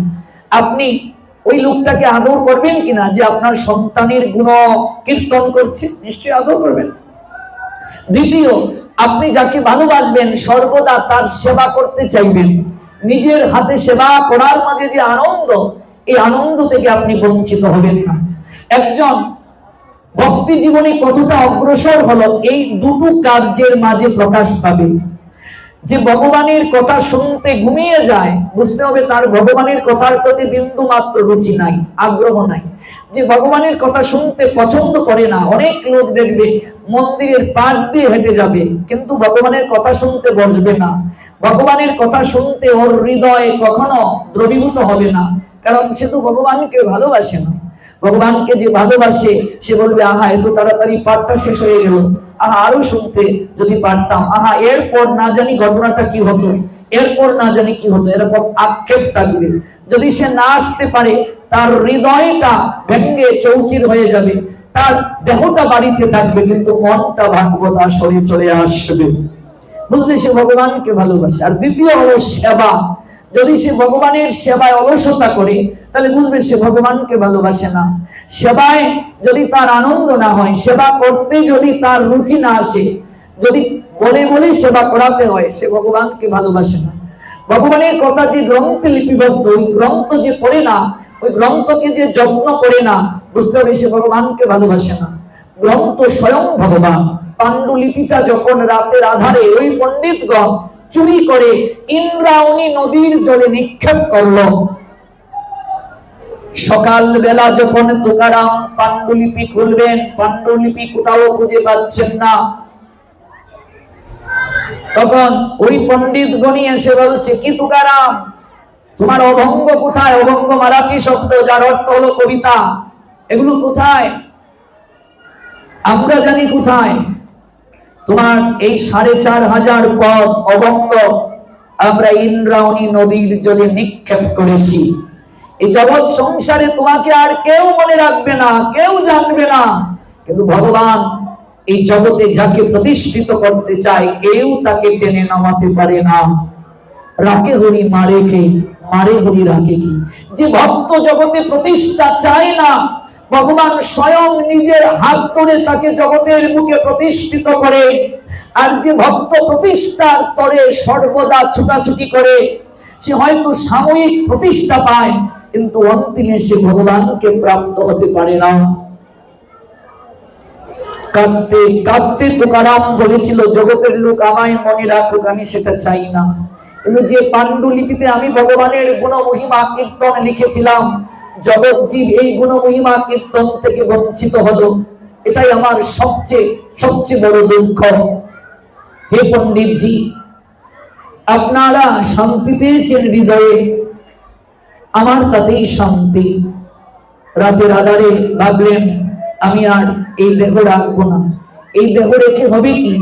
যার জন্য আমি এত কিছু করলাম, তিনি এই পাণ্ডুলিপি নদীর জলে ওই পণ্ডিতগণকে মাধ্যম করে ফেলে দিলেন। ভগবানের ইশারা ছাড়া তো জগতে কিছু হয় না। তাহলে এই পাণ্ডুলিপিটা নদীর জলে ফেলার ক্ষেত্রে ভগবানেরই হয়তো ইশারা আছে, হয়তো ভগবান চান না আমি আর দেহ রাখতে চাই না। এই বলে সাধক তুকারাম ইন্দ্রায়ণী নদীর দিকে যাচ্ছেন। জলের নৈকট্যে এসে ঝাঁপ দেবেন তিনি।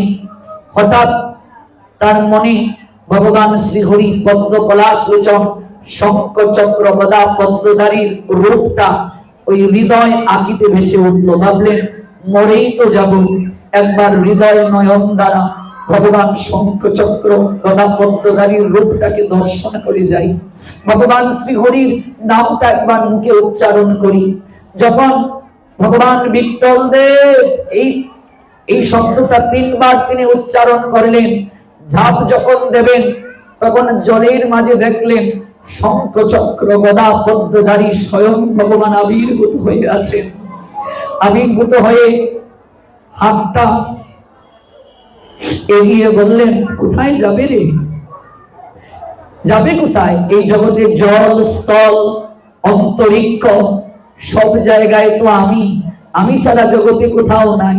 তুই যেখানেই যাস আমার কুলেই যাবি। যাবি কোথায়? তাকিয়ে দেখ, ওরে আমি তোকে কুলে নেওয়ার জন্য আমি এই জলের মাঝে কতক্ষণ ধরে দাঁড়িয়ে আছি রে। একটিবার আয়, আমার কুলে আয়, আর আমার কুলে। ভগবান বিট্টল দেব অর্থাৎ ভগবান শ্রী বিষ্ণু তাকে দর্শন দিলেন। কাঁদতে কাঁদতে লুটিয়ে পড়লেন ইন্দ্রায়ণী নদীর তীরে সাধক তুকারাম। ওরে পাণ্ডুলিপি নষ্ট হয়নি রে। কে বলেছে পাণ্ডুলিপি নষ্ট হয়েছে? ওই পণ্ডিতগণ রাতের আধারে পাণ্ডুলিপি চুরি করে যখন ইন্দ্রায়ণী নদীর জলে নিক্ষেপ করলো, ওরে আমি তোর আরাধ্য ভগবান শ্রীহরি বিগ্রহ থেকে বের হয়ে ওই শীতের রাতে আমি ওই জলের মাঝে লুকিয়েছিলাম রে, ওই পাণ্ডুলিপিটা গ্রহণ করার জন্য। ওরে ওই পাণ্ডুলিপি হারিয়েছে তোর 13 দিন হয়ে গেছে। আমি ওই 13 দিন এই প্রচন্ড ঠান্ডার মাঝে ওই জলের মাঝে আমি পাণ্ডুলিপি আমার বুকের মাঝে আঁকড়ে ধরে দাঁড়িয়ে আছি রে তুকারাম। ওই পাণ্ডুলিপি তোকে ফিরিয়ে দেব বলে। ওরে জগতে তুই আমার মহিমা প্রচার করার জন্য এত কষ্ট করেছিস, তোর তো জীবনে কোনো প্রতিষ্ঠা হৃদয়ে আসেনি রে। ওই পাণ্ডুলিপি জলের মাঝে আছে, আমি তোকে ইচ্ছে করলে হাতে দিতে পারি, কিন্তু না, আমি চাই জগতে আমার ভক্তের গুণ মহিমা প্রকাশ পা। এই জন্য আমি আজ রাত্রিবেলা তোর এক ভক্তকে আমি স্বপ্নে দর্শন দেব। ওই ভক্ত জগতে প্রচার করবে যে পাণ্ডুলিপি ইন্দ্রায়ণী নদীর জলে আছে। আমি চাই আমার ভক্তের মহিমা জগতে প্রকাশ পা। এই বলে ভগবান বিট্টল দেব তিনি অদৃশ্য হবেন। সাধক তুকারাম কাঁদতে কাঁদতে বলছে প্রভু আমার পাণ্ডুলিপি প্রয়োজন নাই, তুমি আমায় ছেড়ে যদি চলে যাও আমি এই পাণ্ডুলিপি দিয়ে কি করব? যাবে তো বটে, একটিবার তুমি জলের মাঝে দাঁড়িয়ে আছো, আমি তোমার মুখমণ্ডল দর্শন করতে পেরেছি, কিন্তু আমি যে তোমার চরণ দর্শন করতে পারিনি প্রভু। একটিবার তুমি জল থেকে স্থলে উঠে এসো, তোমার ওই রাঙ্গা দুটো চরণ আমি জড়িয়ে ধরে একবার বক্ষে ধারণ করতে চাই। পদ্ম পলাশ লোচন ভগবান শ্রীহরি, ওই দুটো চরণ আমি একটিবার জড়িয়ে ধরতে চাই, কারণ আমি তোমার বুকে নয়। হে ভগবান শ্রীহরি, আমি তোমার বুকে নয়, আমি অনন্ত জীবন তোমার চরণ সেবা করে কাটিয়ে দিতে চাই। আমি তোমার পক্ষে নয়, আমি তোমার চরণে থাকতে চাই। দুটো চরণ চাই। সাধক চরণ চায় গোবিন্দের, শুধু গোবিন্দের চরণ চায় তা নয় গো, সাধক প্রকৃত ভক্ত, ভগবানের দাসানুদাস যে, ভগবানের ভক্ত যে তার চরণ চায়।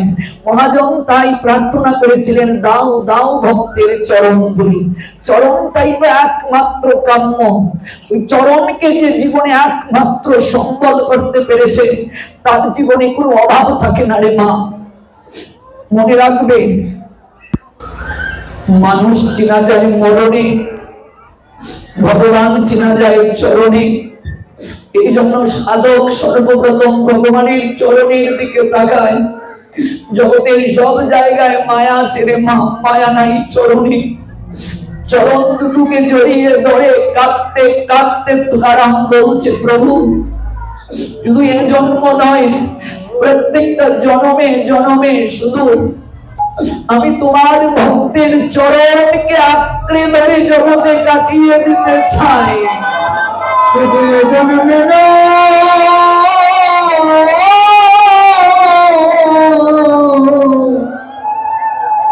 প্রতি জন্মে জন্মে। স্বয়ং ইন্দ্রায়ণী নদী ভগবানের কাছে বলছে, প্রভু আমায় চরণ প্রভু যখন তুকারামের পাণ্ডুলিপি পণ্ডিতগণ এই জলের মাঝে নিক্ষেপ করে গিয়েছিল, তখন আমি চাতক পাখির মতো অপেক্ষায় ছিলাম। এই যে 13 দিন পাণ্ডুলিপি আমি সযত্নে রেখেছি, আমার একটা হৃদয়ের স্বাদ ছিল, অন্তত এই পাণ্ডুলিপির জন্য তুকারাম একবার ইন্দ্রায়ণী নদীর জলে এসে তার চরণ দ্বারা আমায় কৃপা করবে। তুমি আজ জল থেকে উঠে স্থলে গিয়ে ওই তুকারামকে চরণ দান করেছো, তাহলে আমার কি হবে প্রভু? আমি যে ভক্ত চরণ দর্শন থেকে, চরণ স্পর্শ থেকে বঞ্চিত হয়ে গেলাম। কেবল ওই চরণে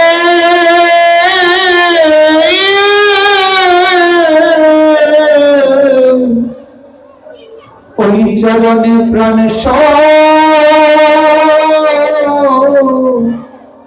প্রাণ সপেছি। চাও ইন্দ্রিয়াণী? প্রভু বললেন, কি চাও ইন্দ্রিয়াণী? ইন্দ্রিয়াণী বলছে, প্রভু আমার একটা বাসনা, তুমি তোমার ভক্ত তুকারামকে বলো সে যেন দুটো চরণ দ্বারা আমাকে স্পর্শ করে কৃতার্থ করে যায়। যে চরণধুলি তীর্থ পর্যন্ত চালে গো সাধুর চরণধুলি। সংসারী মানুষ তীর্থে যায়, ধামে যায় পবিত্র হওয়ার জন্য, তীর্থ ধাম। পাপীর পাপকে গ্রহণ করে তারা মলিন হয়ে থাকে। যদি প্রকৃত সাধক, প্রকৃত বৈষ্ণব, প্রকৃত ভক্ত চরণ রাখে, ওই চরণ ধুলি দ্বারা তীর্থ পর্যন্ত পবিত্র হয়ে যায়। চরণ বড়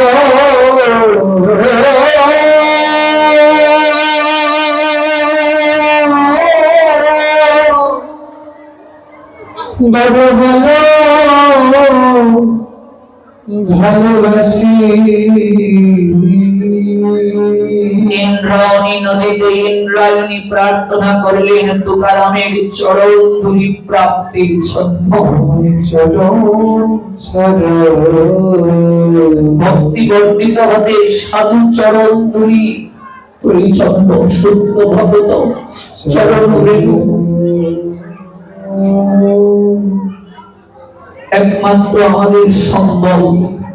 ভজন অনুকূল ভগত সেবা পরম সিদ্ধি প্রেম লতিকার মন। রাত্রিবেলা সেই তুকারামের এক ভক্তকে ভগবান শ্রীহরি ডাকছেন। চারিদিক আলোয় আলোকিত হয়ে উঠল। আরে শোন, তুই গিয়ে পণ্ডিতগণকে বলবে ওই পাণ্ডুলিপি জলের মাঝে আছে, নষ্ট হয়নি। ভগবান দর্শন করে ওই ভক্ত কাঁদতে কাঁদতে এসে তুকারামের দুটো চরণ জড়িয়ে ধরে বলছে, যার জন্য ভগবান আমায় কৃপা করে দর্শন দিলেন। এমন সাধুর চরণ দর্শন করা পরম সৌভাগ্যের বিষয়। পাণ্ডুলিপি জলের মাঝে আছে, স্বয়ং সঞ্চিত আছে, পণ্ডিতগণকে আমি জানিয়ে দিয়েছি। তুকারামকে উদ্দেশ্য করে বলছেন, হে মহাত্মা, আপনার কৃপায় আমার হরি দর্শন হলো। আরেকটা প্রার্থনা জানিয়ে যায়, রাতের আধারে যেমন ভগবান শ্রী হরি আমায় দর্শন দিলেন, যেদিন সংসারের সবাইকে ছেড়ে একা একা অন্ধকার জগতে আমি যাত্রা করব, আত্মীয় স্বজন কেবল শ্মশান পর্যন্ত আমায় এগিয়ে দিয়ে যেতে পারবে, বাকিটা পথ যেদিন আমি একা একা যাব, সেই দিনটাতেও যেন তোমার প্রভু বিট্টল নাথ আমাকে এসে আলোর মশাল জ্বালিয়ে পথটা দেখিয়ে ভবের ঘাটে নিয়ে যায়। তুমি কবি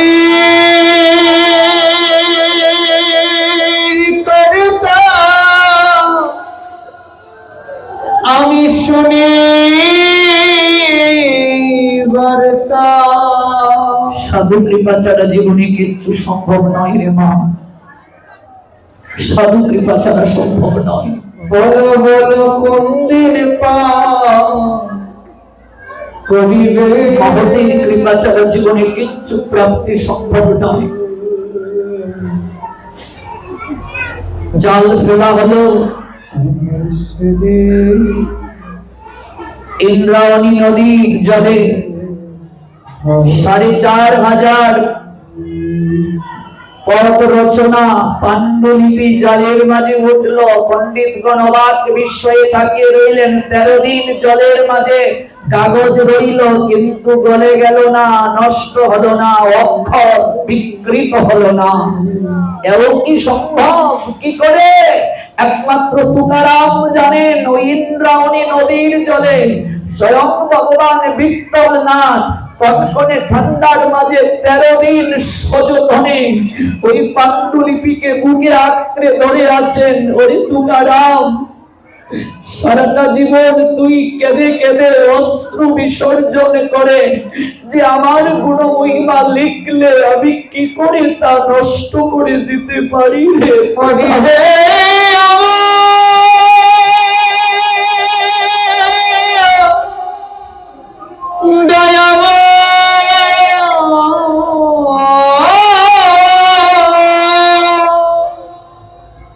আপনারা অবাক হবেন, এই সাধক তুকারাম পরবর্তীতে ভগবান বিট্টল নাথের বিগ্রহের সঙ্গে লীন হয়ে গিয়েছিলেন। এত বড় সাধক, এত বড় সাধক, চারিদিকে ছড়িয়ে গিয়েছিল তুকারামের সেই অহৈতুকী অলৌকিক কথা। তুকারাম জগৎ জীবকে একটাই বাণী দিয়ে গিয়েছিলেন, হেরে জগৎ সংসারী জীব, ভগবানকে পেতে গেলে বেশি সাধনার প্রয়োজন নাই, কেবল সতত তার নামকে কীর্তন করবে, ওই নাম সাধনায় স্বয়ং ভগবান আসবে তোমাকে হাতটা ধরে ভবের ঘাটে নিয়ে যাওয়ার জন্য। নামের এত শক্তি রে মা, কৃষ্ণ নামের এত শক্তি। আমরা তো গরিহত জীব, আমরা এত সত্য ত্রেতা দাপরের মতো কঠিন ভজন করতে পারবো না। আমাদের একটাই সম্বল, কেবল কৃষ্ণ নাম উচ্চারণ করা। কৃষ্ণ নামে বিমূঢ় তুকারাম পণ্ডিতগণ তার চরণে শরণ নিল। জগৎ জীব তার চরণে সমর্পিত হলো।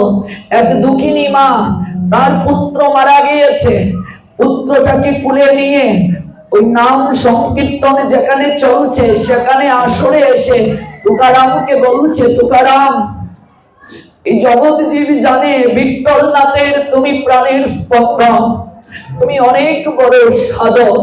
তোমার পাণ্ডুলিপি ১৩ দিন ইন্দ্রায়ণী নদীর জলে নিক্ষেপরত ছিল, একটা অক্ষর বিকৃত হয়নি। শুনেছি ভগবান বিট্টল নাথ নাকি ওই কনকনে ঠান্ডা জলে ১৩টা দিন পাণ্ডুলিপিকে আঁকড়ে ধরে তিনি অবস্থান করেছিলেন। হে তুকা, আমার একটাই ছেলে, আমাকে যখন মা বলে ডাকতো আমার মাতৃত্ব ধন্য হয়েছিল। কত বছর পর আমি মা হয়েছি, আজ আমার সন্তান না ফেরার দেশে চলে গেল। একটিবার তুমি আমার সন্তানটাকে ফিরিয়ে দাও। হে তুকারাম, তুমি পারবে আমাকে আবার মা ডাক শ্রবণ করাতে। একটিবার তুমি আমার ছেলেটাকে ফিরিয়ে দাও।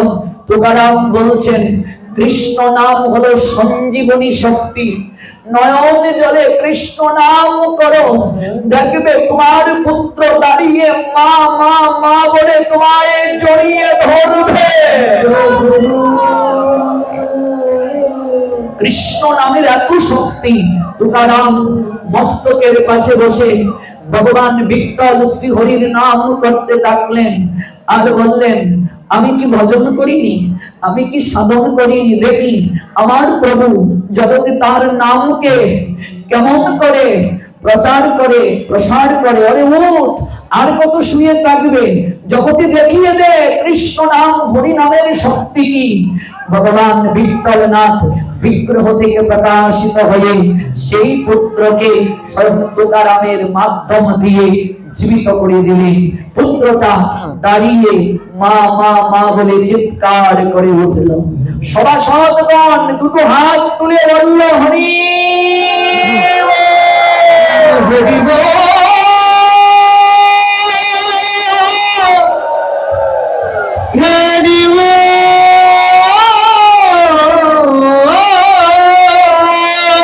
এই হলো নামের শক্তি, এই হলো নিষ্ঠা। আমরা দীর্ঘায়িত করতে পারছি না, সময় আমাদেরকে তাড়া দিচ্ছে। সাধক তুকারাম জগৎ জীবকে যে আদর্শ দিয়ে গেলেন, সে আদর্শটা আমার মহাপ্রভুরই আদর্শ। মহাপ্রভু আমাদেরকে বললেন, কি বললেন, কিবা দিবা কিবা নিশি কিবা জাগরণে অহর নিশি চিন্ত কৃষ্ণ বলহ বদনে। একমাত্র কৃষ্ণ নামই পারে আমাদেরকে এই ভব সংসারের বন্ধনকে গুছিয়ে দিতে। ওই নাম হোক আমাদের একমাত্র পরম সম্বল। আজ যেখানে শেষ করছি, আগামীকাল আমরা ওই জায়গা থেকে পুনরায় শ্রবণ করব। সবার অহৈতুকী মঙ্গল হোক, অহৈতুকী কৃপা লাভ হোক।